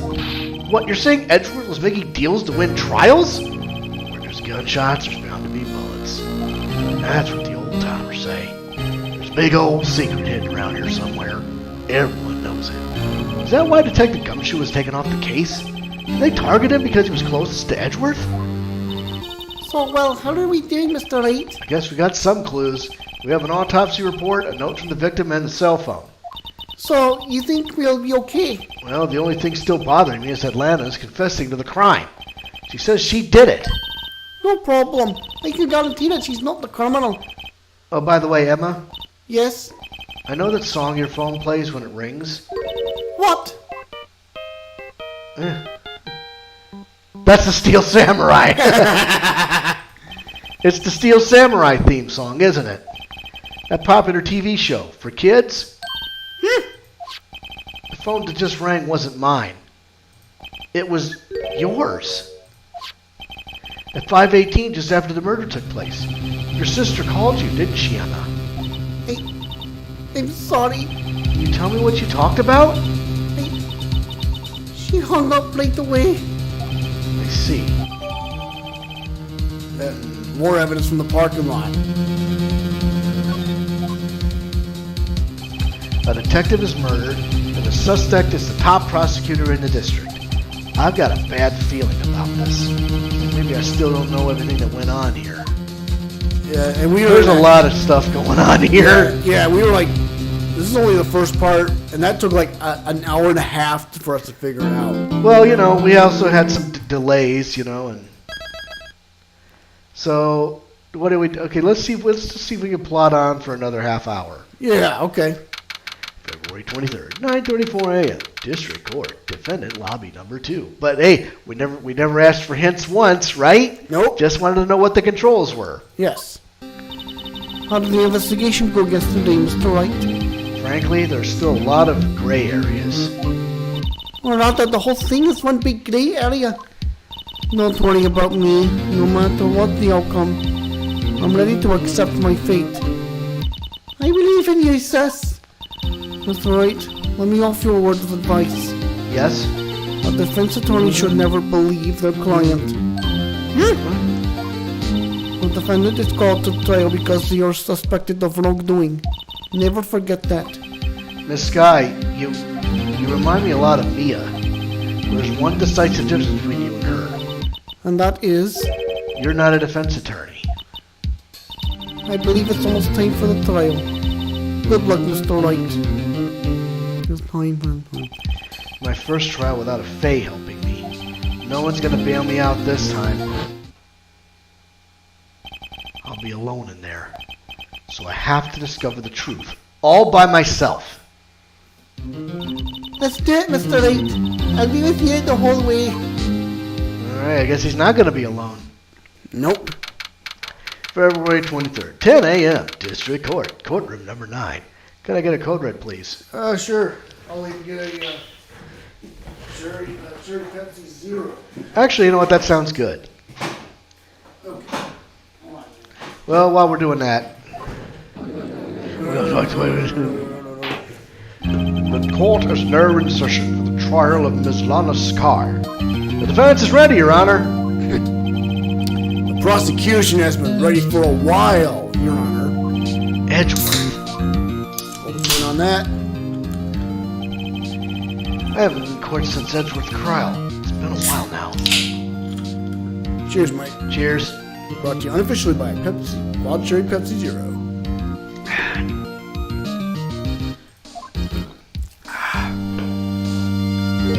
I hope that personal feelings will not be a part of the proceedings today, Mr. Wright. Huh? I will choose a path I think is right, regardless of what those around me might say. The judgment to be made here is in our hands, not those of anyone else. Very well, Mr. Edgeworth, your opening statement, please. Chief Prosecutor Lana Skye has committed an unpardonable crime. Not only this, but she was rash enough to commit it in the prosecutor's office lot. Wow, he's much more forceful than Paulson. I suddenly feel like confessing to everything. However, she will now pay for her rashness with her life. There was a witness to her crime, a professional witness. Well, then, call your first witness, Mr. Edgeworth. The prosecution calls its first witness, Mrs. Angel Starr, to the stand. The cough-up queen. Huh? Haven't I seen you somewhere? You ordered the caviar lunch, right? Oh, caviar. I've never eaten caviar before. The judge is really wolfing it down. For you, I have a fiesta bowl. Thanks. Will the witness state her name and profession? Ah, and you, sir. Did you order the fingerprint lunchbox? It's too early for lunch. Your name and profession, please. Well, Your Honor, how does it taste? So this is what everyone raves about caviar. It's so tasty it hurts. I always thought caviar would taste like pickled tapioca. What the heck does pickled tapioca taste like? Name, profession, now. Me? The name's Angel Starr. Don't go forgetting it. I find myself running Lunchland these days. Is that what you wanted me to say, Mr. Edgeworth? Very well, witness. Please describe the incident to us. The prosecution will wait. I'm not finished eating. Hurry it up! Very well, Mr. Edgeworth. As you know, we usually call on the police to provide a description of the crime. Your Honor, as Mr. Edgeworth said to the court, I am a professional. Huh? What exactly does that mean? Until 2 years ago, Miss Angel Starr was a special investigator with the police. She was a first-rate homicide detective. What? Miss Starr was a detective? Ah! Aha! I know who you are. Cough up. Cough up, Queen Angel Starr, Your Honor. No, long time no see. Very well. You may continue with the description, Miss Starr. Just who is this lady? If I might have the court's attention over here. The parking lot at the prosecutor's office is divided into 2 blocks. A block is for the prosecutor's office personnel. B block is for visitors and clients. The chain divider separates the 2 blocks. I suppose just to keep visitors from taking up prosecutor's spaces, yes? The crime took place by a car in the back of A block, and the car's trunk. The killer stabbed the victim with a knife and went to drive the body out. Unfortunately for her, there was a witness, and an arrest was made on the spot. And who was this valiant witness? Why, it was me, Your Honor. Floor plate into the court record.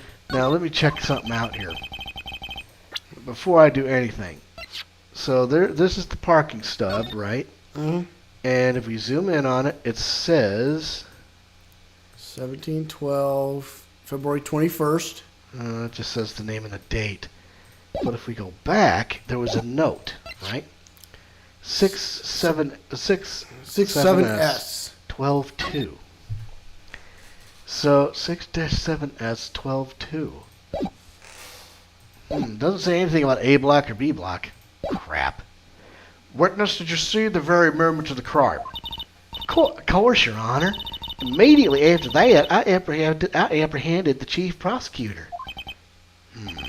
Seems rather cut and dry, doesn't it? Right, Mr. Wright? I can't agree on principle, Your Honor. Seems that some poor losers are unwilling to accept the truth, Your Honor. Shall I proceed to crush what little hope they have remaining? If you can, then give them your worst, Miss Starr. Wait, are they talking about me? Well, Alright. here we go. Somehow I always knew a day like this would come. I was on my way to deliver a lunchbox to my boyfriend when I sensed something. Perhaps it was my finely honed detective instincts working. Then, through a wire fence, I saw the chief prosecutor standing next to a garish car. The chief prosecutor was holding a knife in her right hand. Then she thrust the pointy tip of the knife into Detective Goodman's chest. Bring your lunchbox to your boyfriend. How touching. As you can see, there is no room for doubt. The key point of her testimony seems to be nothing other than the point of the knife which she saw being stabbed at Detective Goodman. So, how's it feel to be so utterly crushed? I'm still thinking about that. It's merely a flesh wound, Mr. Wright. Very well, Mr. Wright, you may cross-examine the witness. Well, keep pressing. Keep pressing her, and I see what guess. happens. Somehow I always knew a day like this would come. How did you know? I respect the prosecutor's basic abhorrence of crime, yet their methods are ugly and twisted. Twisted methods always lead to tragedy. Lunch lady's uniform, uninformed opinion is duly noted. Given that they are used to erasing inconvenient evidence at their whim, killing off a detective that knew too much is merely an extension of that. Sir, do you have something personal against prosecutors? I felt that I had found my dream job when I became an investigator, and if I hadn't been laid off by those prosecutors over there, I'd still be one. Laid off? She was fired. To me, prosecutors are nothing more than worms. That said, I am a pro, as you know. My testimony is unbiased and flawless. Very well, you may continue, Miss Starr. I was on my way to deliver a lunchbox to my boyfriend. This boyfriend, he's a detective? Not that boyfriend, the security guard. That boyfriend? You have several? Yes, this boyfriend, that boyfriend, and the other boyfriend. Care to join? The yet another boyfriend position is still open for applicants. Stick with the lunch, thanks. Not the self. The judge had to think before the playing. The security guard room was in the lock, in A block. It's up on the second level so you can see everything from there. That would be the room with the security sign. Incidentally, did you bring your lunchboxes by car? Since I'm a visitor now, I parked in B block. So, she was in B block when she witnessed the crime. When I sensed something, perhaps it was my finely honed detective instincts working. Hold it. You sensed something? So you're saying you had a premonition of the murder? It felt like, how would you say? Oh yes, it was like the feeling you get when you view a pumpkin chock full of seeds. I have no idea what that means. Speaking of a detective's instincts, wasn't the victim, Mr. Bruce Goodman, also a detective? Yes, well, he was like a young cheese. A young cheese? Pale white cheese, not yet tangy with the experience on the streets. A greenhorn. Why, of course, I'm hardly as sharp as a tack. I bet you stink too. In any case, oh my God. In any case, there in the lot, I felt something stirring in the back of my mind.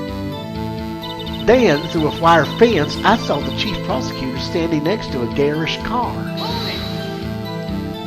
By garish car, you mean Mr. Edgeworth's car, yes. Mr. Edgeworth's? Incidentally, the knife with which the victim was stabbed was also Mr. Edgeworth's. Wasn't it? Indeed it was. What an odd case this is. And the person you saw, you are sure was the defendant. I saw her from no further than 30 feet away. I am certain it was her. If she's telling the truth, we're doomed. Let's just do what we can. If we don't have any proof, we can always complain. Witness, in your testimony you clearly stated the following. Prosecutors are nothing more than worms. Ergo, you are a biased witness. You might want to keep those silly opinions to yourself in the future, rookie. Huh? Rookie? Unless you're willing to risk the consequences of doubting me. I'll fry you like a fritter. Crispy on the outside, chewy on the inside. That was inspiring. I believe I've heard that tagline elsewhere. You could create plagiarism. I may be relegated to the lowly post of lunch lady, but my instincts are honed. A photograph. You took this. The moment I witnessed the crime, my reflexes took over and snap. I took a picture. In fact, one of my lunch boxes is rigged with a camera. I suppose that's more exciting than just hanging around your neck. This is my first time seeing this photograph. You think I'd show it to you, a prosecutor? Think again. My boyfriend works in the photography division of criminal affairs. Well, this is most certainly the defendant. Crime photo added to the court record. Uh-oh, that is unmistakably Lana Sky. So what was the defendant doing at the time? The chief prosecutor was holding a knife in her right hand. Wait a minute. Look at the photo again. Yeah, let me see that. Yeah, hang on, let me check it. She said right hand. Now, Her right hand. No, that's that's her right hand. So I don't see a knife. I'm gonna present this as an objection. Objection! And you witnessed this? You saw Miss Sky stab the victim with the knife. As I've already said, yes. I swear it on my finest salmon swirl lunch. I'm sure that was a fine lunch. But isn't it odd? Look at this photograph. Every time I do, it makes me laugh. This is the photograph you took at the very moment of the crime, is it not? Then why is Miss Sky not holding a knife?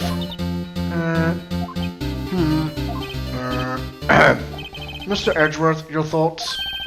Objection. Let's be a little more careful with our evidence, shall we? It is you that needs to be more careful, Mr. Wright. What do you mean, Mr. Edgeworth? This photograph was not taken the moment before the stabbing. This was taken the moment after the stabbing. Objection! How can you tell that? Blood spatter. Huh? See the dark crimson stain on the chief prosecutor's coat? Yep. Yep. It's a black and white photograph. It's a black and white photograph. Oh, yes. Oh, yes. It's hard to tell, but this could be blood. Well, Mr. Wright, I see no problem here. No problem. no. Except you. Mr. Wright, are you going to just sit down and take that kind of abuse? You got a better idea? Objection. Wait, that contradicts what the witness said in her testimony. Namely, that she took the picture the moment she witnessed the crime. Well, it seems I am slightly unclear. My apologies.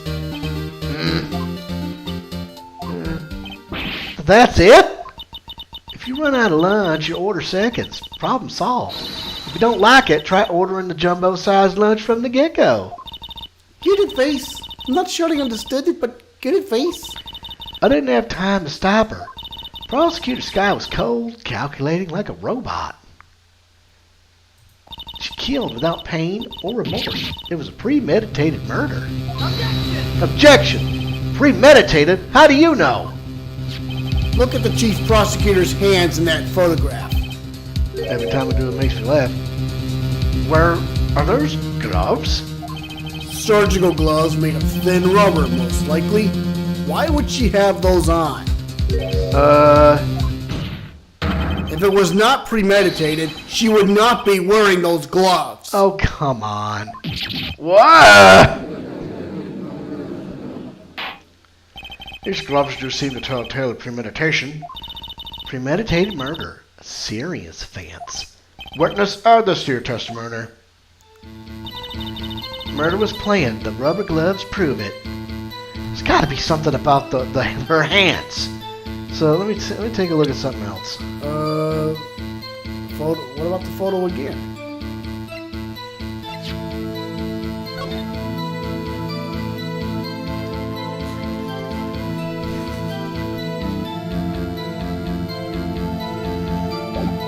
Yeah, try it again. Let's take a look.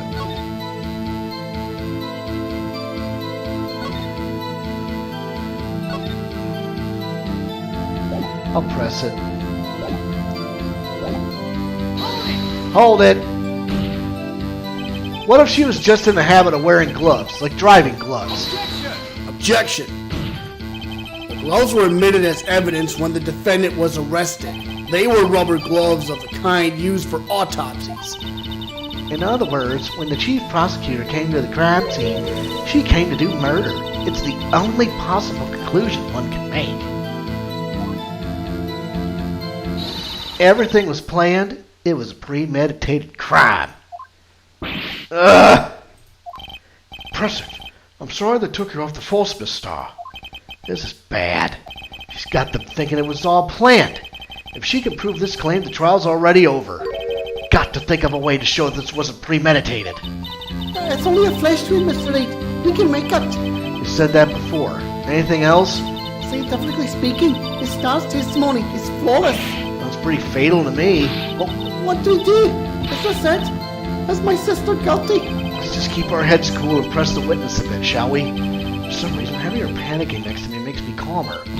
Don't smile like that. Come.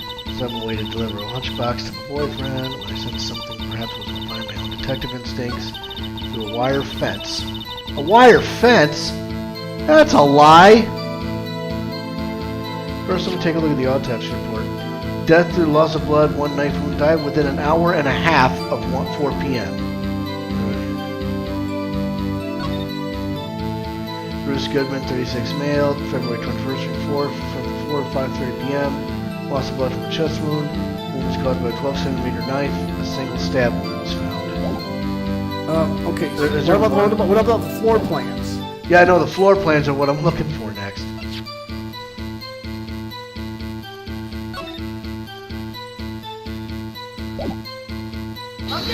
Objection!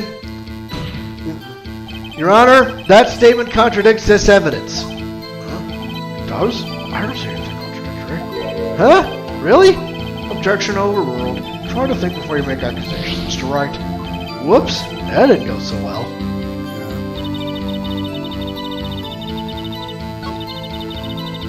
Murder was planned to rubber gloves prove it. A second.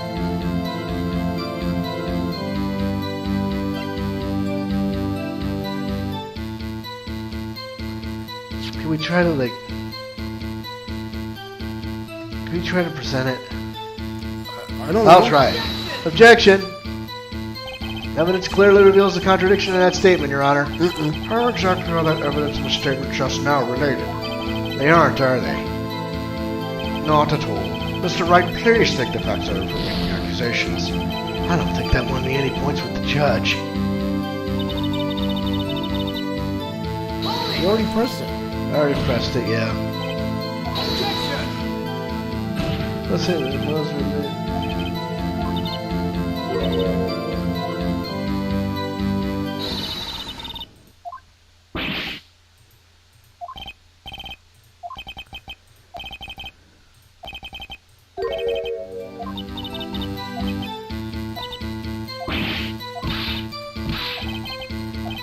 Alright.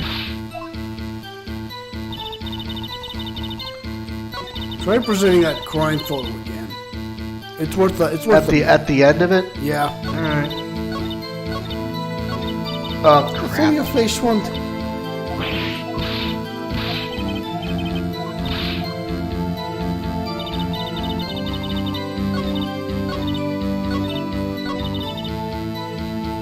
Present the crime scene photo again.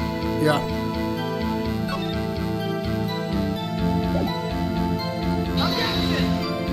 Okay, nope. No. It contradicts his evidence. Does? I don't see anything contradictory. Really? Objection overruled. Try to think of your accusations. Right. Whoops, that didn't go so well.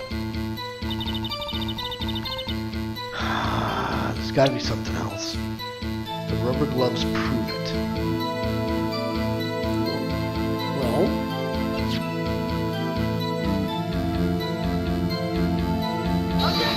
Now,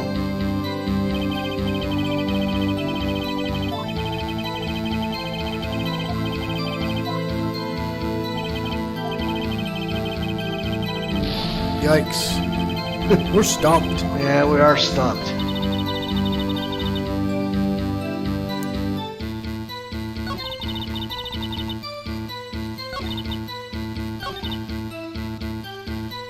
Lunchbox to my boyfriend.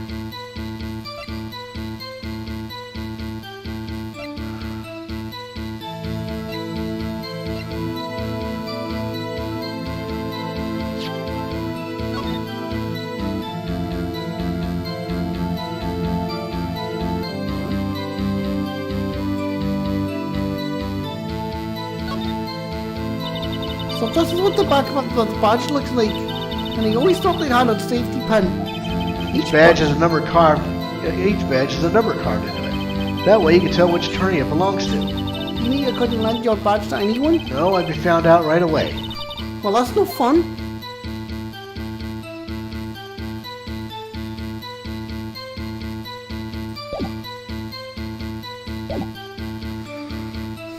Okay, well it's definitely not this.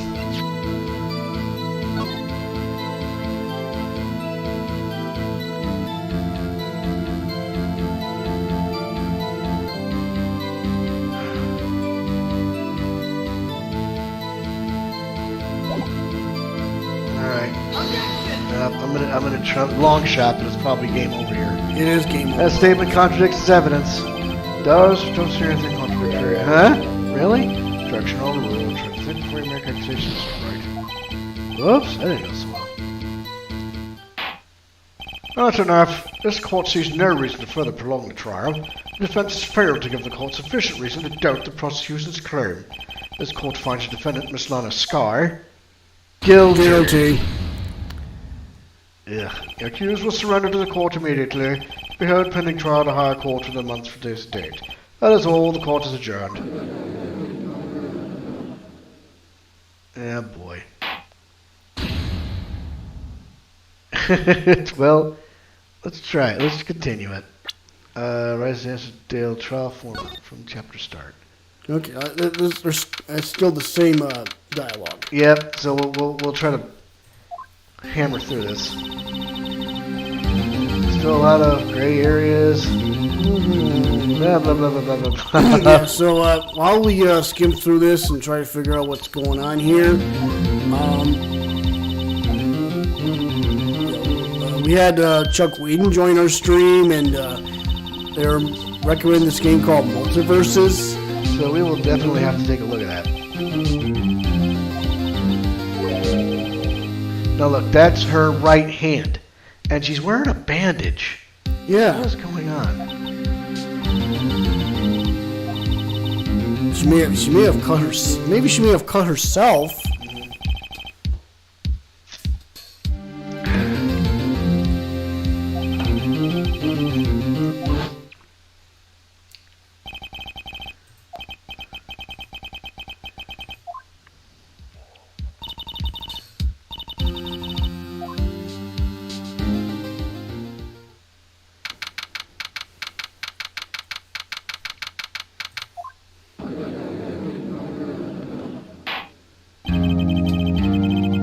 Go ahead and we'll get to the. We're gonna go ahead and like put a save state on the testimony. Yep.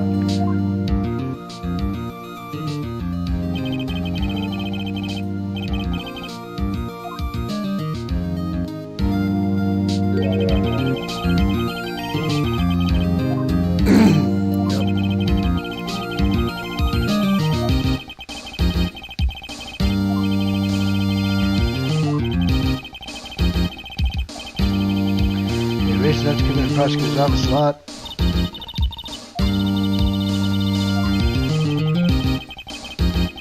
Witness to a crime. Professional witness. Alright, first witness. That's what the prosecution calls first witness was Angel Star to the stand. The cough up queen. Yeah. Haven't I seen you somewhere? Caviar lunch. Oh, caviar. I've never eaten caviar before. Judge is really wolfing it down. Yeah, for you, I have a Fiesta Bowl. Tostitos, maybe? Well, the witness said Name of profession? How are you, sir? Order the fingerprint lunchbox. It's all right for lunch. Your name and profession, please. Well, Your Honor, how's it taste? This water is so caviar. It's so tasty and hot. That oyster caviar, it tastes like pickled tapioca. What the heck does pickled tapioca taste like? Name, profession, now. Me, the name's Angel Star. Don't go Don't forget. you forget it. Very well. Describe the incident. Well, excuse me, wait. I'm not finished eating. Hurry it up. Usually calling the police to provide a description of the crime. Your Honor, as Mr. Edgeworth said to the court, I am a professional. Uh-huh. What exactly does that mean? Years ago, Angel Star Special Investigator with the police. A first-rate homicide detective. What? Mr. Star, detective. Aha! I know who you are. Cough up. Cough up, Queen Angel Star, Your Honor. Long time no see. Alright, here we go. Who is this lady? Okay, here we go. Parking lot at the prosecutor's office divided into 2 blocks.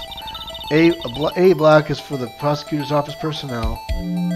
B block is for visitors and clients. Chain divider separates the 2 blocks. I suppose it's to keep prisoners taking space. Yeah. Mesh fence. The crime took place by a car in the back of A block in the car's trunk. Killer stabbed the victim with a knife and went to drag the body out. Fortunately for her, there was a witness and an arrested man on the spot. This is a valiant witness. Why, it was me, Your Honor. Witness, did you see the very moment of the crime? Of course, Your Honor. Immediately after that, I apprehended the chief prosecutor. Seems rather cut and dry, doesn't it? Well, Mr. Wright? I can't agree on principle, Your Honor. Some poor losers are unwilling to accept the truth, Your Honor. If you can, give them your worst. Wait, are they talking about me? Alright. So then we will do save state. 1.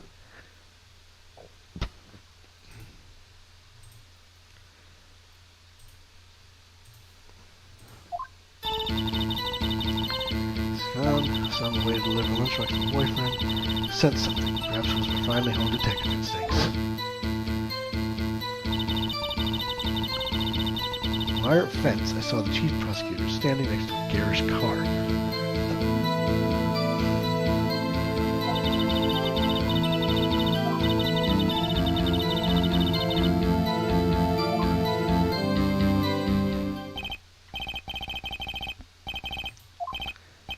As you can see, there's no room for doubt. Key point of your testimony to be nothing other than the point of the knife which you saw being stabbed by Detective Goodman. How do they feel? Are they crushed? No. I'm still thinking about that. Need a flesh wound.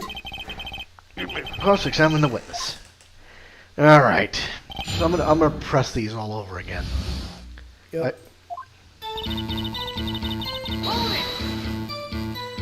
How did you know? Respect the prosecutor's basic abhorrence of crime. Yet their methods are ugly and twisted. Twisted methods will always lead to tragedy. Once ladies' uninformed opinion is duly known. Given that they are used to erasing inconvenient evidence at their whim. Counting off the detectives that knew too much is merely an extension of that. Stop. You have to speak with the person against prosecutors. I felt that I had found my dream job when I became an investigator. And if I hadn't been laid off by those prosecutors over there, I'd still be one. Laid off, she was fired. To me, prosecutors are nothing more than worms. That's to say that I am pro, as you know. My testimony is unbiased and flawless. You may continue, Miss Starr. Some way to deliver lunchbox to my boyfriend. His boyfriend. He's the detective? Not that boyfriend, the security guard. That boyfriend? You have several? Yes, this boyfriend, that boyfriend, and the other boyfriend. Care to join? Again, another boyfriend position still open for applicants. I'll stick with the lunch, thanks. Note to self, the judge and think we're applying. Security guard room is in the lot in A block. It's up on the 2nd level, so you can see everything from there. That'll be the room with the security sign. Incidentally, did you bring your lunchboxes by car? It's not visitor mail. I parked in B block. So she was in B block and she witnessed the crime. I sensed something. Perhaps my finally home detective instincts working. You sensed something? So you're saying you had a premonition of the murder? Felt like, how would you say? Oh yes. It was like the feeling you get when you view a pumpkin chock full of seeds. I have no idea what that means. Speaking of a detective's instincts, wasn't the victim, Mr. Bruce Goodman, also a detective? Yes, well, he was like a young cheese. A young cheese? Pale white cheese, not yet tamed with experience on the streets of Greenhorn. Wasn't hard to get a sharpest attack. You stink too. In any case, there's a lot of felt something stirring in the back of my mind. From the wire fence, I saw the chief prosecutor standing next to Gary. Gary's car, you mean Mr. Edgeworth's car, yes. Mr. Edgeworth's? Incidentally, the knife with which the victim was stabbed was also Mr. Edgeworth's, wasn't it? Indeed it was.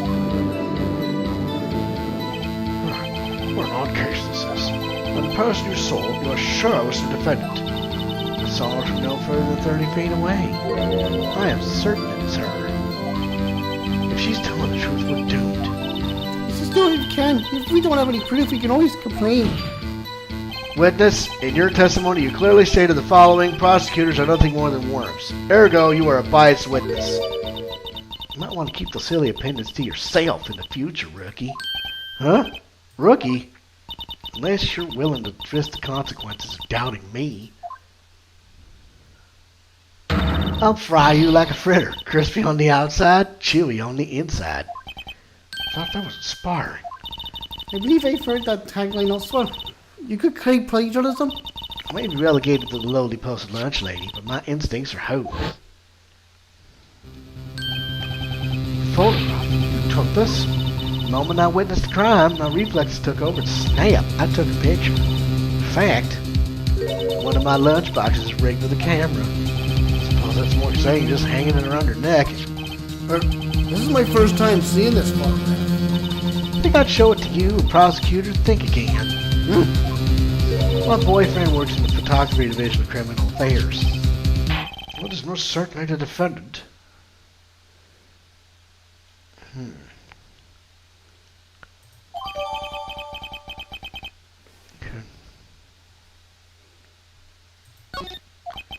Uh-oh, that is unmistakably Lana Sky. So what was the defendant doing at the time? Chief prosecutor was holding the knife in her right hand. Objection! And you witnessed this? You saw Miss Sky stab the victim with the knife. I've already said yes. I swear it on the finest salmon swirl lunch. What's that? I'm sure that's a fine lunch. But isn't it odd? Look at this photograph. This is the photograph you took at the very moment of the crime, is it not? And why is Miss Sky not holding a knife? Mr. Edgeworth, your thoughts? Objection. Let's be a little more careful with our evidence, shall we? It is you that needs to be more careful, Mr. Wright. What do you mean, Mr. Edgeworth? This photograph was not taken the moment before the stabbing. It was taken the moment after the stabbing. Objection! How could you tell that? Blood spatter. Huh? See the dark crimson stain on the chief prosecutor's coat? It's a black and white photograph. Oh, yes, it's hard to tell, but this could be blood. Well, Mr. Wright, I see no problem here. No problem. Except you. You sit there and take that kind of abuse? Got a better idea? Objection. Wait, that contradicts what the witness said in her testimony. Namely that she took the picture the moment she witnessed the crime. Well, it seems I was slightly unclear. My apologies. That's it? If you run out of lunch, you order seconds. Problem solved. If you don't like it, try to order a jumbo-sized lunch from the get-go.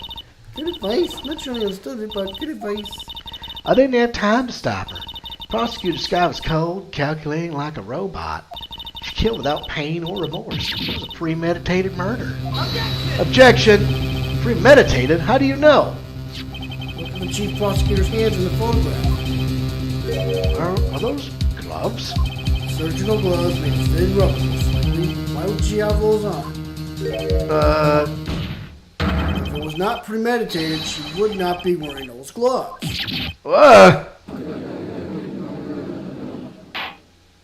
These gloves do seem to tell a tale of premeditation. Premeditated murder. Serious offense. Witness, add this to your testimony. I will save this state.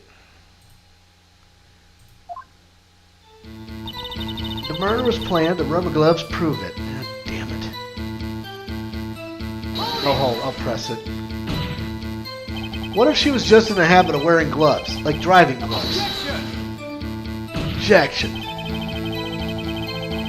The The gloves... gloves were admitted as evidence when the defendant was arrested. They were rubber gloves of the kind used for autopsies. In other words, when the chief prosecutor came to the crime scene, she came to do murder. It's the only possible conclusion one can make.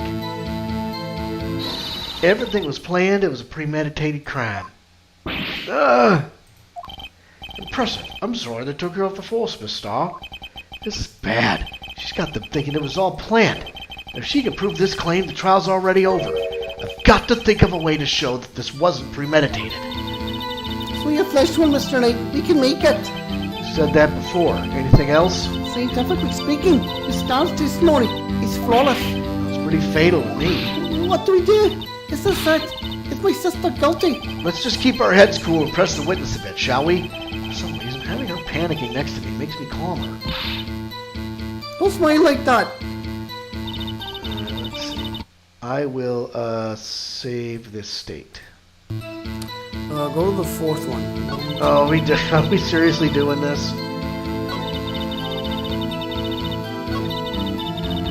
Now I'm thinking that here. What about check the autopsy report, see what it says. Sure, I'll take a look at it. Death due to loss of blood, one knife wound, died within an hour and a half at 4 p.m. Now let's check it. Name of deceased, Bruce Goodman, 36, male, date and time of death, February 21st, 4 p.m. 5. Well, that doesn't make any sense. What was caused by 12? If death was between 4 and 5:30 p.m., he was stabbed at 5:15. Present it to her, see what happens. Nothing here. Your Honor, what do you think about the witness's statement? I'm not sure I for it. It clearly contradicts the, I thought. You don't sound very convinced, Mr. Wright. Objection over. I don't think that won me any points with the judge. Alright, hold on. Next. It's got it, but I'm thinking that's the one. That's the one. Let's try this. Nope.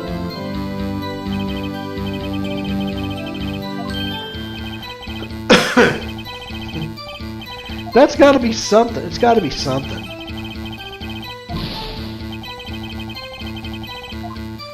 What about her knife? The knife.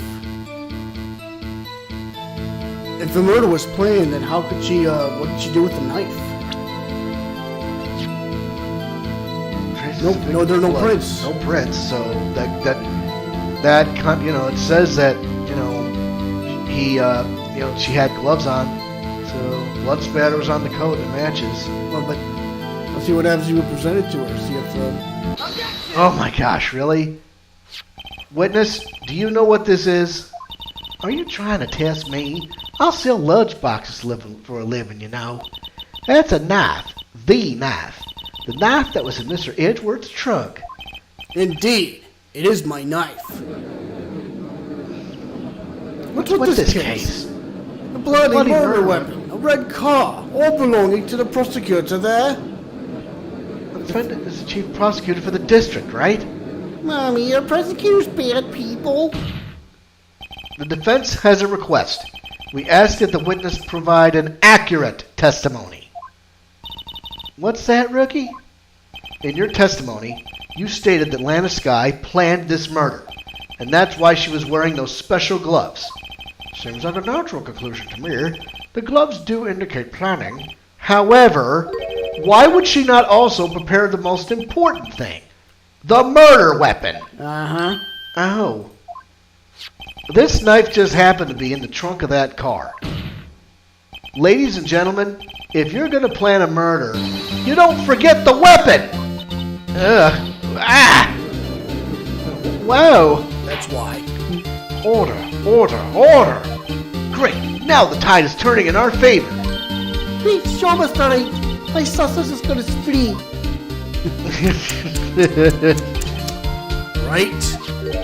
I believe the next lunch you'll be eating is humble pie. What? I hope you weren't deluding yourself into thinking that the tide has turned, not over such a trifling detail. But this shoots a hole in the whole premeditated theory. Bah! The prosecution could care less if it was premeditated or not. The only one who seems to care is that lunch lady over there. Huh? The defendant, Lana Sky, murdered a detective with a knife. That is the only thing the prosecution need prove. Nothing else. Very good, Mr. Prosecutor. I suppose you think you're clever now? But you know as well as I do that she planned on killing him. It was planned. If she wasn't, why would she have been wearing... I believe I'd like to hear testimony again. Witness, please tell us only what you saw, not what you thought. How dare you? My powers of deduction are not to be underestimated. Really now? It's a fight between her and the... It's a fight between the detective and the prosecution. So stupid. Okay, we will do a save state. Lana Scott intended to murder Detective Goodman. That's why she called the victim all the way to the prosecutor's office. I'm sure the chief prosecutor had a grudge against the victim. Nothing else could drive that human machine to plunge the knife in again and again. But that's only one. But that's The victim was summoned from the police department to the prosecutor's office. It does sound a lot like premeditation, doesn't it? So if I order pizza, does that mean I'm planning to kill the delivery boy? In any case, the defense may now cross-examine the witness. So now we need to know.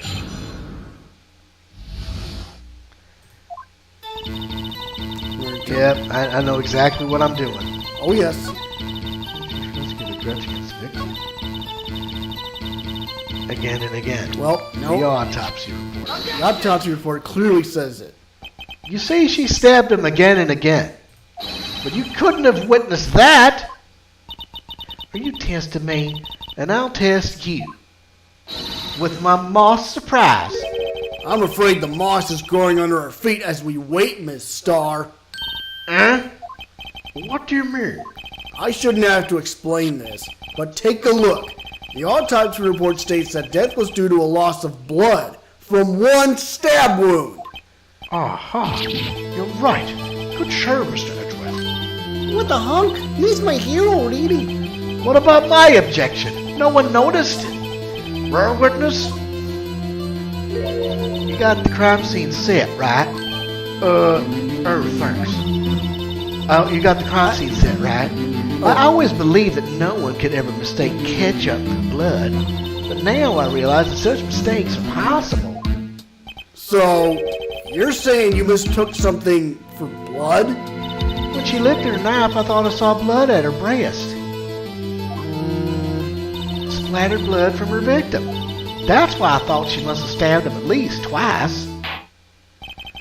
Then tell us what you saw that you thought was blood. Testify. Huh? Her red muffler looked like blood to me. That's how ghastly the whole scene was.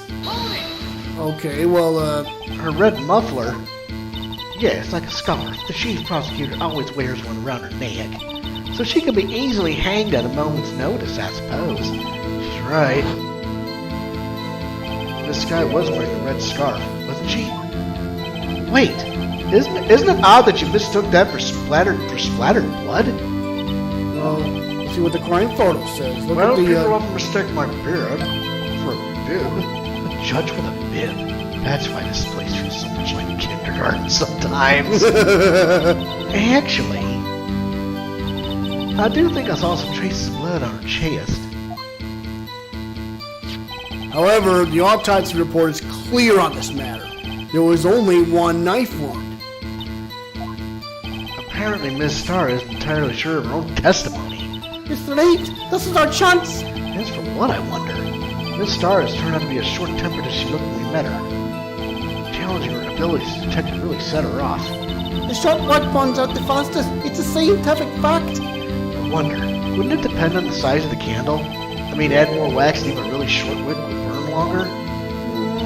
Obviously, more scientific testing is required. Landis guy intended to murder Detective Goodman. That's why she called the victim all the way to the prosecutor's office. Okay, fine. Let's start pressing. You've said that, but you haven't told us how you know. That's what I'm about to tell you, rookie. I believe what you just said was a mere prelude to the story she's about to tell. Try not to interrupt her again, rookie. Never interrupt storytellers. It's like pulling a bun out of the oven half-baked. Something's half-baked here, alright, it's you. Try not to confuse the defense witness. They're not very quick on their feet. Now, why did you believe the suspect had intentions to murder the victim? Her actions speak for themselves. That's why she called the victim all the way to the prosecutor's office. You have no proof that Miss Sky called him there. You have no proof that she did. You have no proof that she didn't. Mr. Edgeworth, thoughts? There is no record of a call made on the defendant, Ms. Lana Sky's phone. She might have written him a letter. Come on, you could have tried public phone first at least. In any case, the victim came to the prosecutor's office where he was murdered. I'm sure he had a reason to be there. Witness, why do you think it was the suspect who summoned the victim that day? I'm sure the chief prosecutor had a grudge against the victim. Hold on a second. So, there's the note. There's the matter of the note in his pocket. What the hell was that all about? Well, hang on. We'll take a look at the... Ooh. So take a look at what? The crime photo. Didn't she say something about a red muffler? She did. Is that what she was wearing, or was that... No, that blood? looks like blood.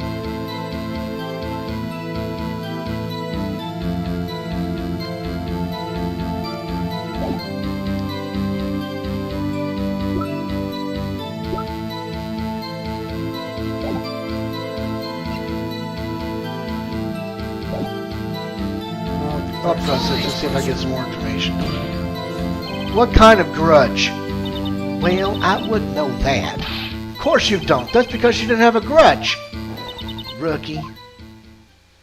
I have a lunchbox here. Now, what's inside? How am I supposed to know? See, we agree there's a lunchbox here, but we don't know what's inside. A person's life is like a lunchbox with pretzels. Don't you agree? I get it. That's why my lunch was so salty. This judge is very good with metaphors. The suspect had a grudge against Detective Goodman. Will you tell us your basis for thinking this? It's simple. Her red muffler looked like blood to me. That's how ghastly the whole scene was. So take a look at the photo.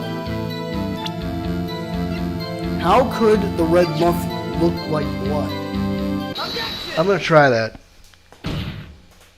Miss Starr, I demand an explanation. Objection! The witness is clearly not suited for detective work. What? The suspect was not wearing a scarf or muffler of any kind when she stabbed the victim. And you've proved it yourself. With this photograph. Huh? But that can't be. Only a true professional could be so clueless. I'm sure you'll make a good lunch lady. Have no fear. Huh. Harsh words, but good. In the end, Mr. Edgeworth prevails. What was my objection? Chopped liver?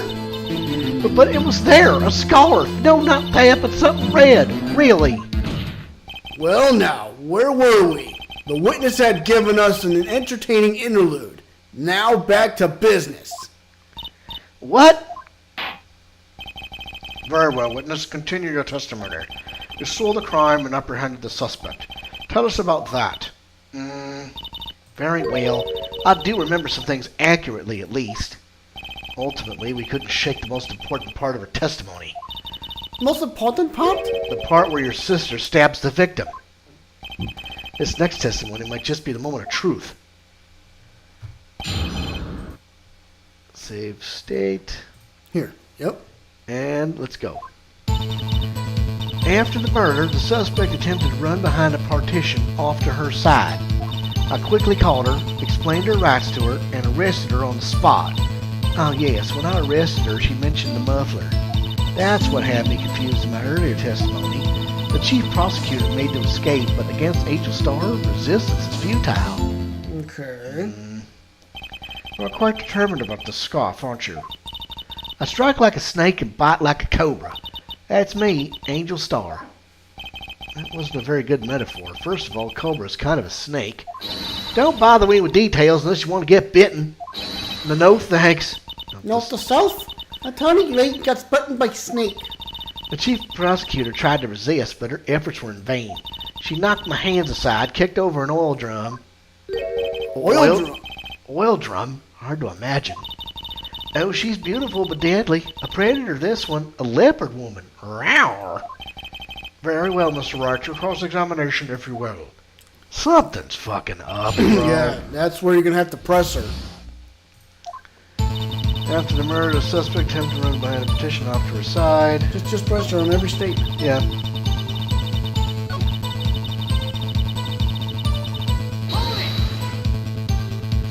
So where is this partition on the floor plans? I'm sure she means I'm this- sure she means this wall next to the car. That's right. There was a wall there, about 6 feet high. She was obviously trying to hide herself. Quite a natural thing for a criminal to do. And what did you do then? Hi, James Walter. Good to see you. Thanks. Miss you too. Thanks for chatting us up on the street. I quickly called her, explained her rights, and arrested her on the spot. You say quickly. Were you close to the suspect? So I'll just say it. I was only 30 feet away from her the whole time. Maybe I should press her for more details. Please. I'd like to see this on the floor plans just to be safe. The Lunchland car was... She was a visitor. She was a visitor, thus she was parked in B block. So you witnessed the murder from here? I reckon about 30 feet from the car, yes. Is that correct, Miss Starr? Yes, that's right. There was a chain link fence in front of you. I went over it, of course. Amazing. Call for Queen, lunch-related athlete, indeed. You would have taken a little thing to climb over the fence, so she couldn't have gotten to my sister that fast. And that fence is about 9 feet high, too. Yeah. Uh-huh. How come Miss Sky didn't get away? The muffler. That's it. She mentioned the muffler? What exactly did she say? If I remembered exactly, I would have told you in my testimony. Cheeky. Anyway, all I heard her say was the word muffler. Just that one word. So, what you heard wasn't the suspect talking to you, but to someone else? Yes, the chief prosecutor was talking on her phone. Her phone? You mean this cell phone? Ask further. By phone, do you mean this cell phone discovered at the crime scene? Yes, ultimately. Ultimately, My memory is like a salmon heading upstream, you see. No, the court doesn't see, Miss Starr. The chief prosecutor first attempted to use the phone hanging on the wall. On the wall? That's right, near the car. There was an emergency phone on the wall. Apparently it was out of order, so she used her cell phone. indeed, the emergency phone was out of order that day. Good witnessing, witness. Good witnessing? Whatever happened to good testifying? You should have caused out to your testimony. Things I do to please this rookie defense attorney. Cell phone updated in the court record. Alright, so that's probably the one I'm going to use. She gave up trying to use the phone on the wall and just used her cell phone. Do you think you could restate your testimony for the court? Aha, I was going to ask the same thing. I'll only say this one time, so listen close, rookies.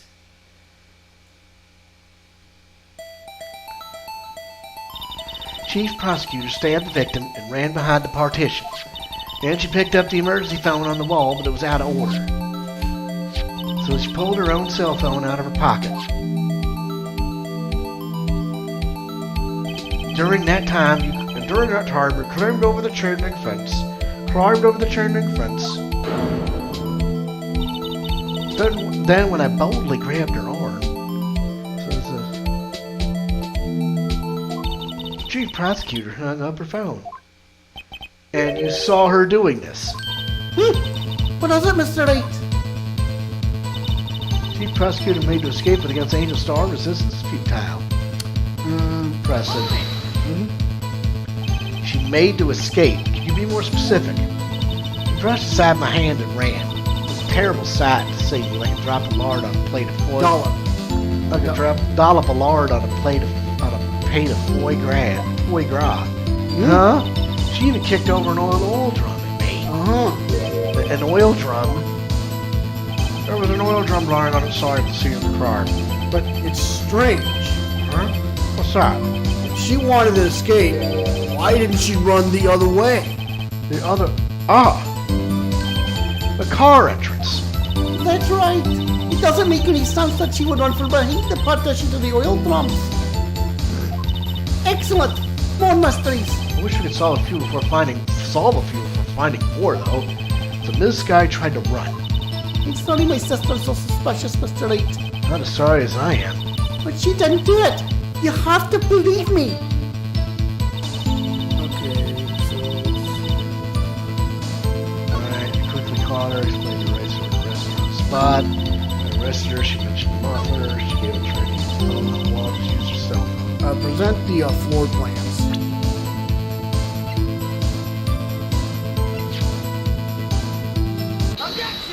Objection! I have to conclude that you have a personal grudge against Ms. Lana Sky. Objection! The witness is a former detective. Her testimony is unmarred by personal bias. Well, who would have thought you'd be my knight in shining armor, prosecutor? You who, together with the chief prosecutor, kicked me out 2 years ago. Well, Miss Starr, this is a fatal contradiction with your testimony. How do you explain this? I don't know what you're talking about. Mess with me, and I'll make you cough it all up. Let's look at the floor plans. You said you witnessed the crime from this point. However, if that's true, you couldn't possibly have seen Miss Sky making that phone call. I believe you see what I'm getting at. That emergency phone was on the back side of this partition. If indeed you were in B block, you couldn't have seen it. What? Order. What is the meaning of this? It's simple, Your Honor. She's not coughing up lunch, she's coughing up lies. Objection! That's quite a claim, Mr. Wright. Perhaps you will allow me a question? Tell us exactly what lie this witness has told the court. Here's where the counterattack begins. I can't afford to get this wrong. The witness lied about Where she saw it. She tried to use the emergency phone, but it was out of order. What is significant about this fact? Nothing. It would be pointless for her to lie about it. Pointless to lie? I see. The witness did actually see Miss Sky using the emergency phone. In other words, Miss Starr witnessed the crime from a different location. Objection! A different location? Now that's a pointless lie if I've ever heard one. Objection! Before you call my lie pointless, at least let me tell it. Let me ask a question to our clever wordsmith, Mr. Wright. Just where was the witness when she saw the crime? All the testimony we heard until now points in one direction. The place where Miss Starr witnessed this crime was here. Well, let's see. What could it possibly have been? It wasn't here. She had to have been here. What about the security room? Check the security room. See if...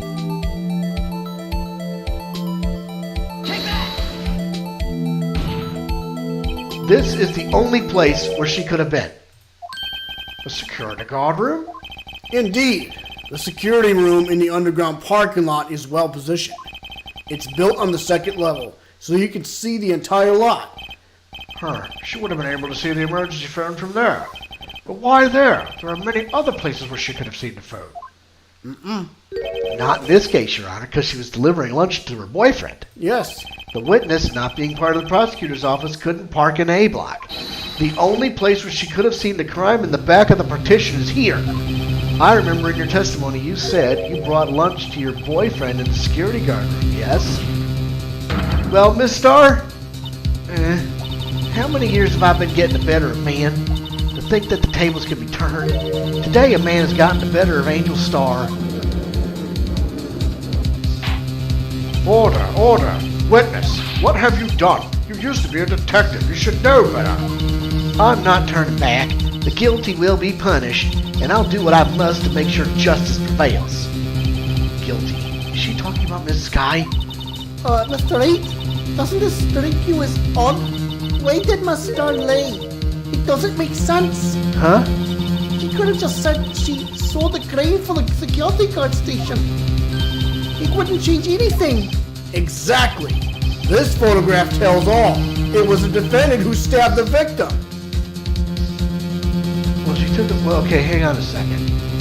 But that's behind the chain link fence. So who took the photograph? That truth still stands. Objection! It still stands? I disagree, Mr. Edgeworth. What? If a witness is found to be lying, they're guilty of perjury. She knows this. She wouldn't risk that without a good reason. So tell us what her reason was, Mr. Wright. Huh? Me? Who else? Mr. Wright, let's review what we know. Ms. Starr witnessed the crime from the security guard station. But she lied and said she saw it from B block. It must make a vital difference, but what? What would change? The distance to the crime, maybe? Angle of the view to the crime, but let's see. It changes the distance between her and the scene of the crime. Objection! My condolences, Mr. Wright, but one look at the floor plans and it's quite clear. The distance between the scene of the crime and the guard station is 30 feet. I don't see how that would change what she could see. Objection! What she saw is not in question here. What matters is the time it would take her to reach the scene of the crime. Miss Starr, you witnessed the crime from the security guard station. Now, how long did it take you to go from there to the scene of the crime where you arrested Miss Sky? We're a witness? You?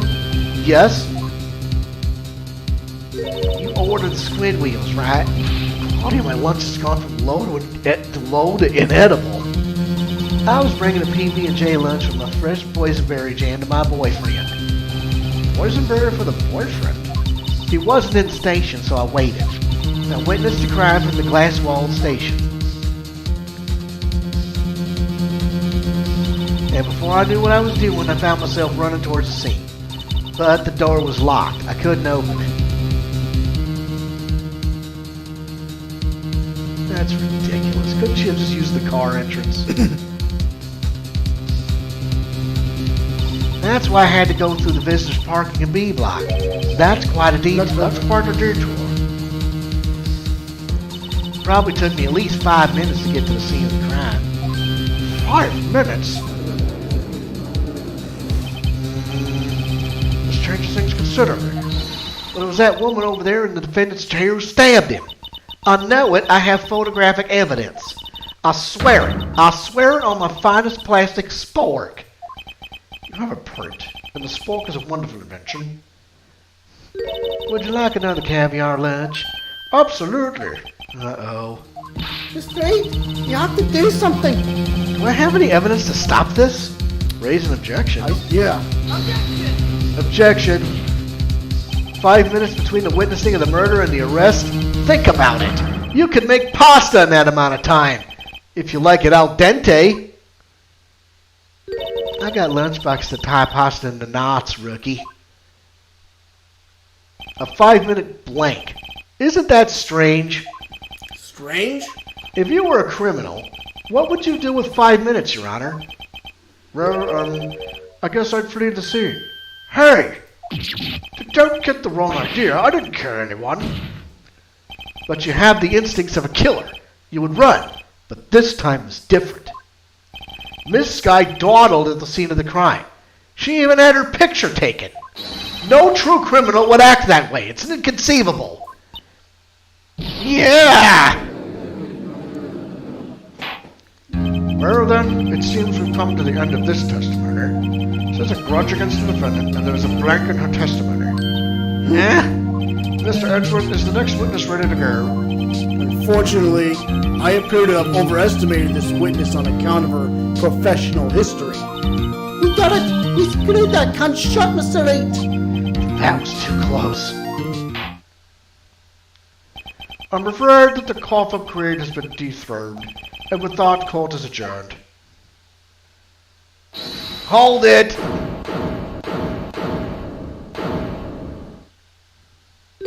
Mr. Edgeworth, you ordered the squid wheels, right? That's the one you tried to foist off on me. I prefer to not take the defense team's leftovers. Anything else to say? I might be able to save you. I have decisive evidence. What was that? Is this another one of her trick lunchboxes? My apologies, but we have no further questions to ask of you, Miss Starr. Is this your jumbo lunchbox? Woohoo! A triple-decker! Out of deference to the witness's determination, I'll allow one more testimony. Let's hear about this decisive evidence. Like the Lunchland model says, you won't be disappointed. What's she gonna pull out of her lunchbox this time? Decisive evidence. Save state. I should have mentioned those 5 minutes when I wasn't looking at the crime scene. And now, to the matter of the victim's shoe, did I not bring this up? What the fuck? 2 types of blood were found on this shoe. One was, of course, the victim's, and the other was the defendant, Miss Lana Sky's blood. This shoe proves it. It's flawless, decisive evidence. Wait a minute. How? But how? Wait a minute. What? There was blood found on that shoe? Try Lunchland for all your lunch and decisive evidence needs. I was just taking a look at that shoe. Yeah? Objection! Witness, what's the meaning of this? Why is this the first time I've heard of this evidence? Simple. As I've already said, I don't trust you with evidence, Mr. Edgeworth. That's why I took the liberty of investigating this myself. And? You had blood tests performed? Didn't I mention I have 3 boyfriends in forensics? In any case, Your Honor, I can't accept this as evidence.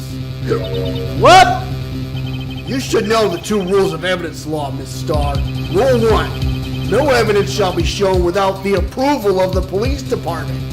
In other words, this shoe is illegal evidence, at least for the time being. Is that right, Mr. Wright?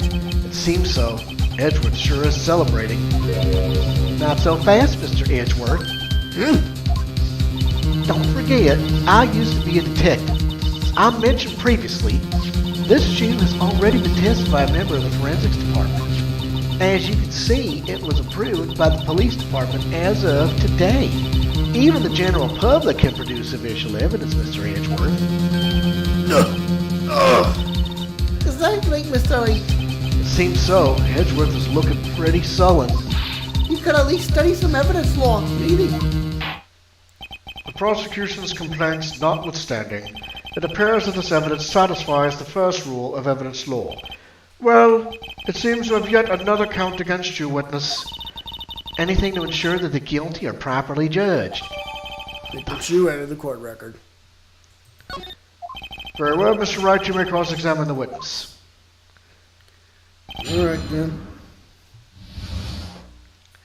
It's the weirdest shit ever. Yeah, just look at Let me look at the shoe.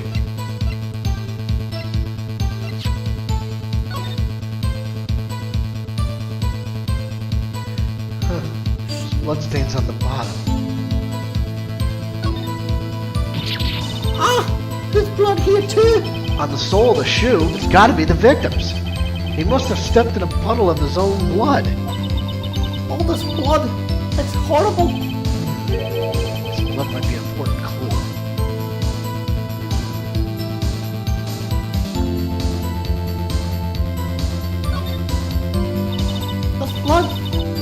suspects, right? It appears so. Amanda's right hand was bandaged when I saw her in jail. She must have cut herself at the time of the crime. Poor sus. Okay, back to the, there's nothing else to, prove about that shoe, so just keep pressing it. Hold it! Why did you lie about those 5 minutes? I guess you could say I was just wanting people to look at the results. The results? How many times do I have to say this? I saw the chief prosecutor stab the victim with my very own eyes. Compared to that, a 5-minute blank means nothing. Then why didn't you just tell the truth? Don't make me laugh. We're dealing with the most untrustworthy of the vile law-nosed prosecutors. Falsified evidence, arranged testimonies, erasing and manipulating evidence. When you fight monsters, you need to use every trick in the book. This one, the suspect is admitting she did it. False testimony is the most despicable crime of all, Miss Saw. Let's just get this over with. And now to the matter of the victim's shoe. Do not want to bring this up. And you found this shoe at the scene of the crime. I detained the chief prosecutor and notified the police department. I wanted to make myself useful while I was waiting for the police to arrive. So, like an ill-trained pooch, you snuck off with a shoe. I was afraid someone would erase the chief prosecutor's crime. This shoe was my secret weapon if that should happen. See this fashionable basket I have here? It carries more than lunchboxes, gentlemen. I'm happy for you and your lunchbox bag, really. An uncurse removed valuable evidence from the scene of the crime. Now tell us what you did next.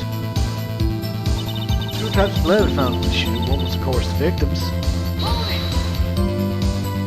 So you brought it to the forensics department.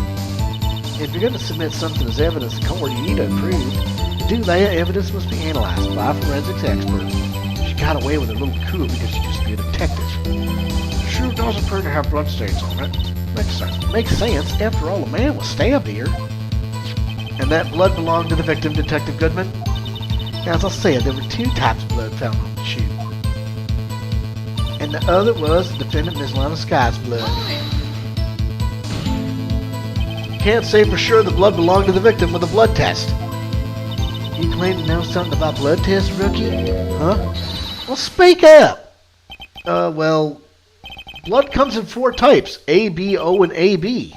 However, you can't tell from a blood test whether a murder was performed in cold blood.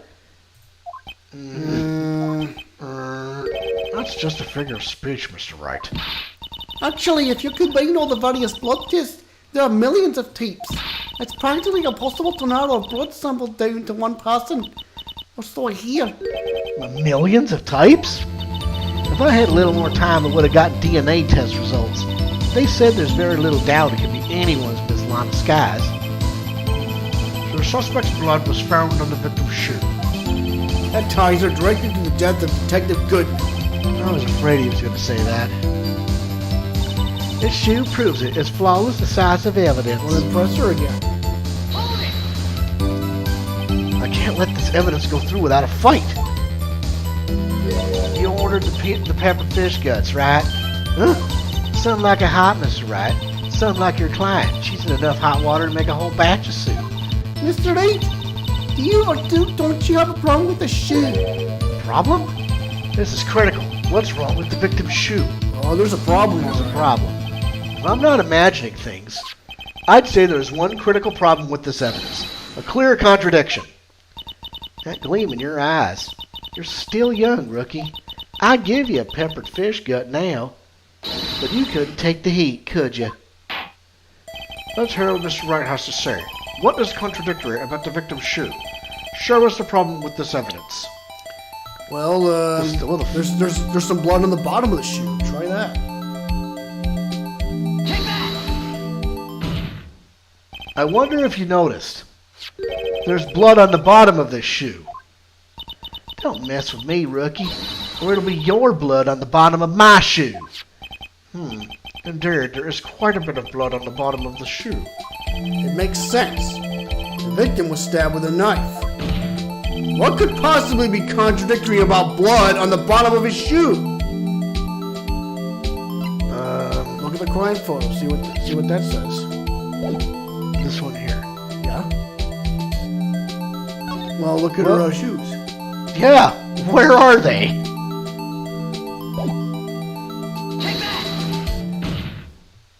The problem lies in the footprint. The footprint? Note that the bottom of the victim's shoe is covered in blood. Then isn't it strange? Why weren't there any bloody footprints found by the scene of the crime? Aha! As you can see, there were no traces of any such footprints at the scene of the crime. That contradicts your claim about this shoe. Objection! This picture only shows part of the floor, so there could have been bloody footprints. Objection! If there were bloody prints, they would have been found. We checked the scene and found nothing of the sort.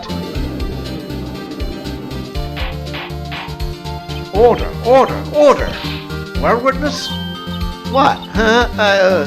Keep going, Mr. Wright. But it's true that the lack of a footprint is a contradiction. But then we have to ask why there wasn't a footprint.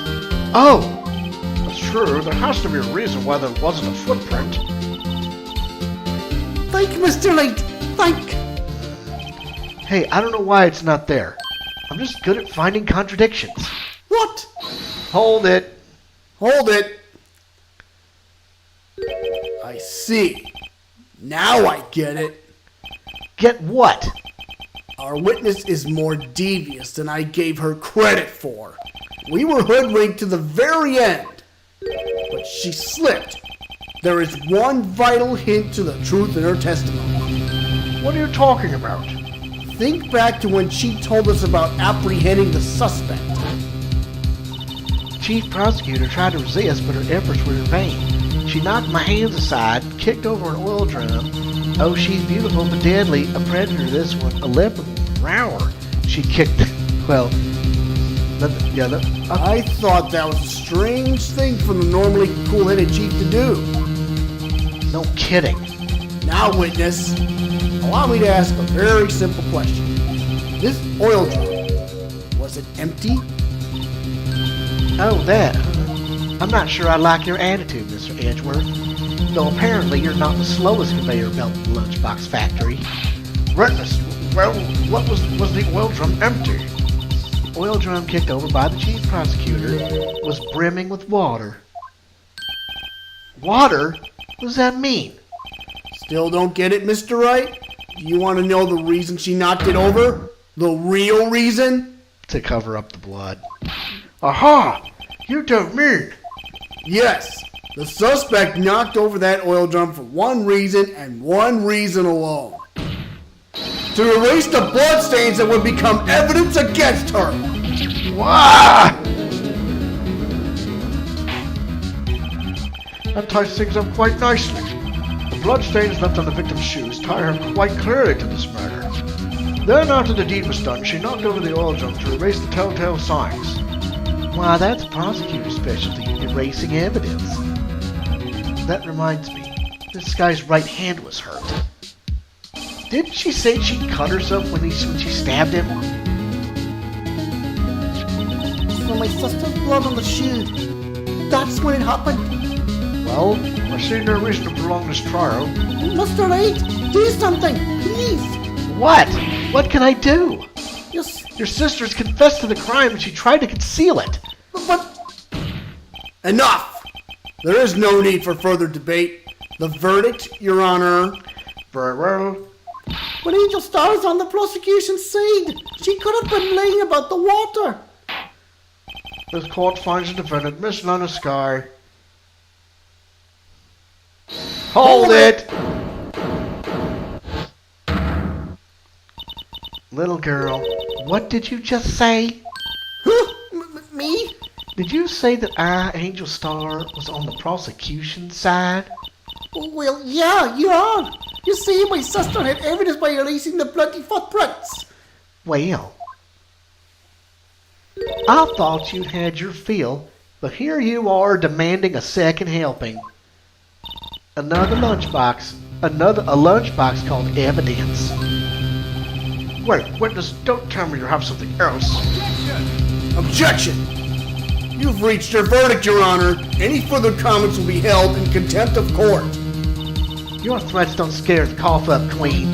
Look at this.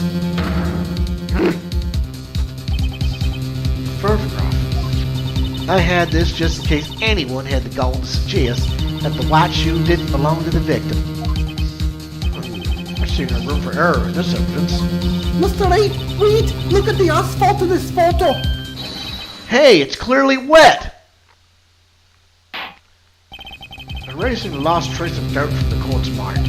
Immediately after the murder, the crime scene was washed with water. I'm sorry, Mr. Wright. Yes, I couldn't hop off the wall. It's not your fault. I knew I couldn't win this case from the beginning. And it seems this is what your sister wanted anyway.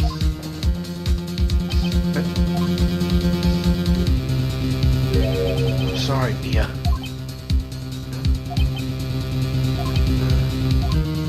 Right. Wet or not.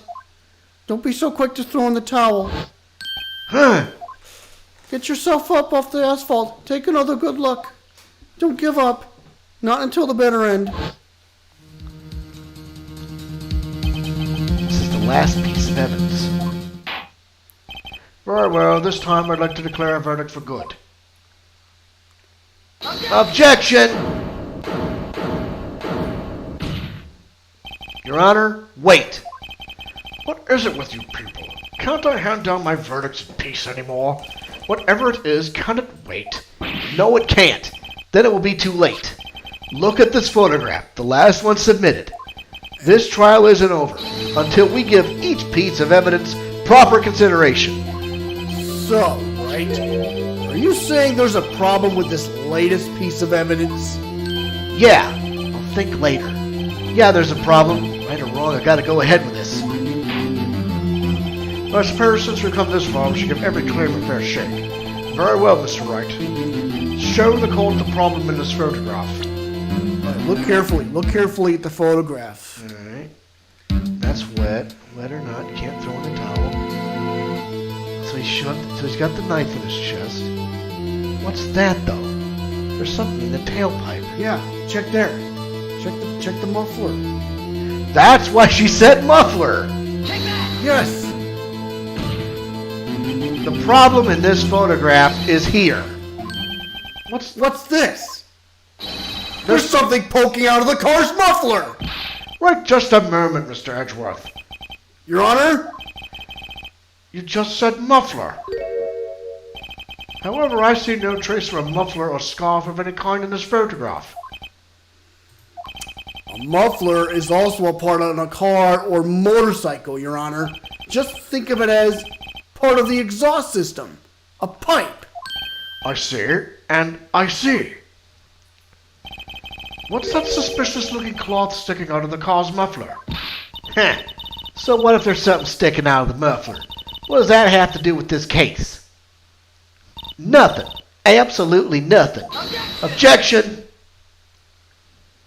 Sorry, Miss Starr, but it's not going to be that easy. In fact, you've already told us why this is important to the case. You said as much in your testimony. What? Let's hear what Mr. Wright has on his mind. Tell us why you think this piece of cloth in the muffler is related to this case. I think it's the cell phone. What about her cell phone? The word muffler was overheard during a call made to her at 518. That's why. Miss Starr, recall your testimony for the court. Oh, yes. When I arrested her, she mentioned the muffler. That's what had me confused in my earlier testimony. Mm-hmm. Muffler. Ah! Ah! Could it be that the muffler you heard mentioned was actually this exhaust pipe? If so, that means this piece of cloth is vital evidence. Whoa!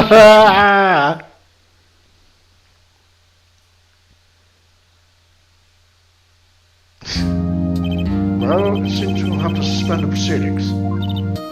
Suspend? I find myself wondering about that piece of cloth. If we leave any question unanswered here, we do a disservice to the law.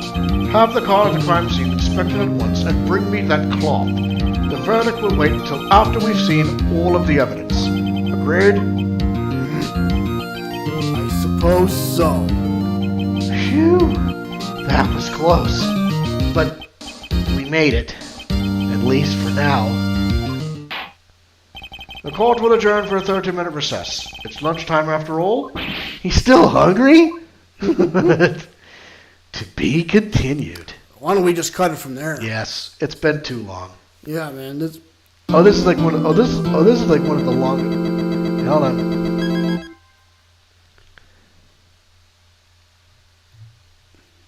Yeah, this has got to be one of the longest cases in recent memory, man. It's ridiculous. But all right. Well, we've had our fun here, so tune in next time. For I think we're gonna probably make this like a 3-part episode, maybe. It Yeah, took us 3 hours to get this far, so we will see you later. I'm the Cannonball Alex Steele. I am the Package Angel Steel. We are the Steel Twins, and we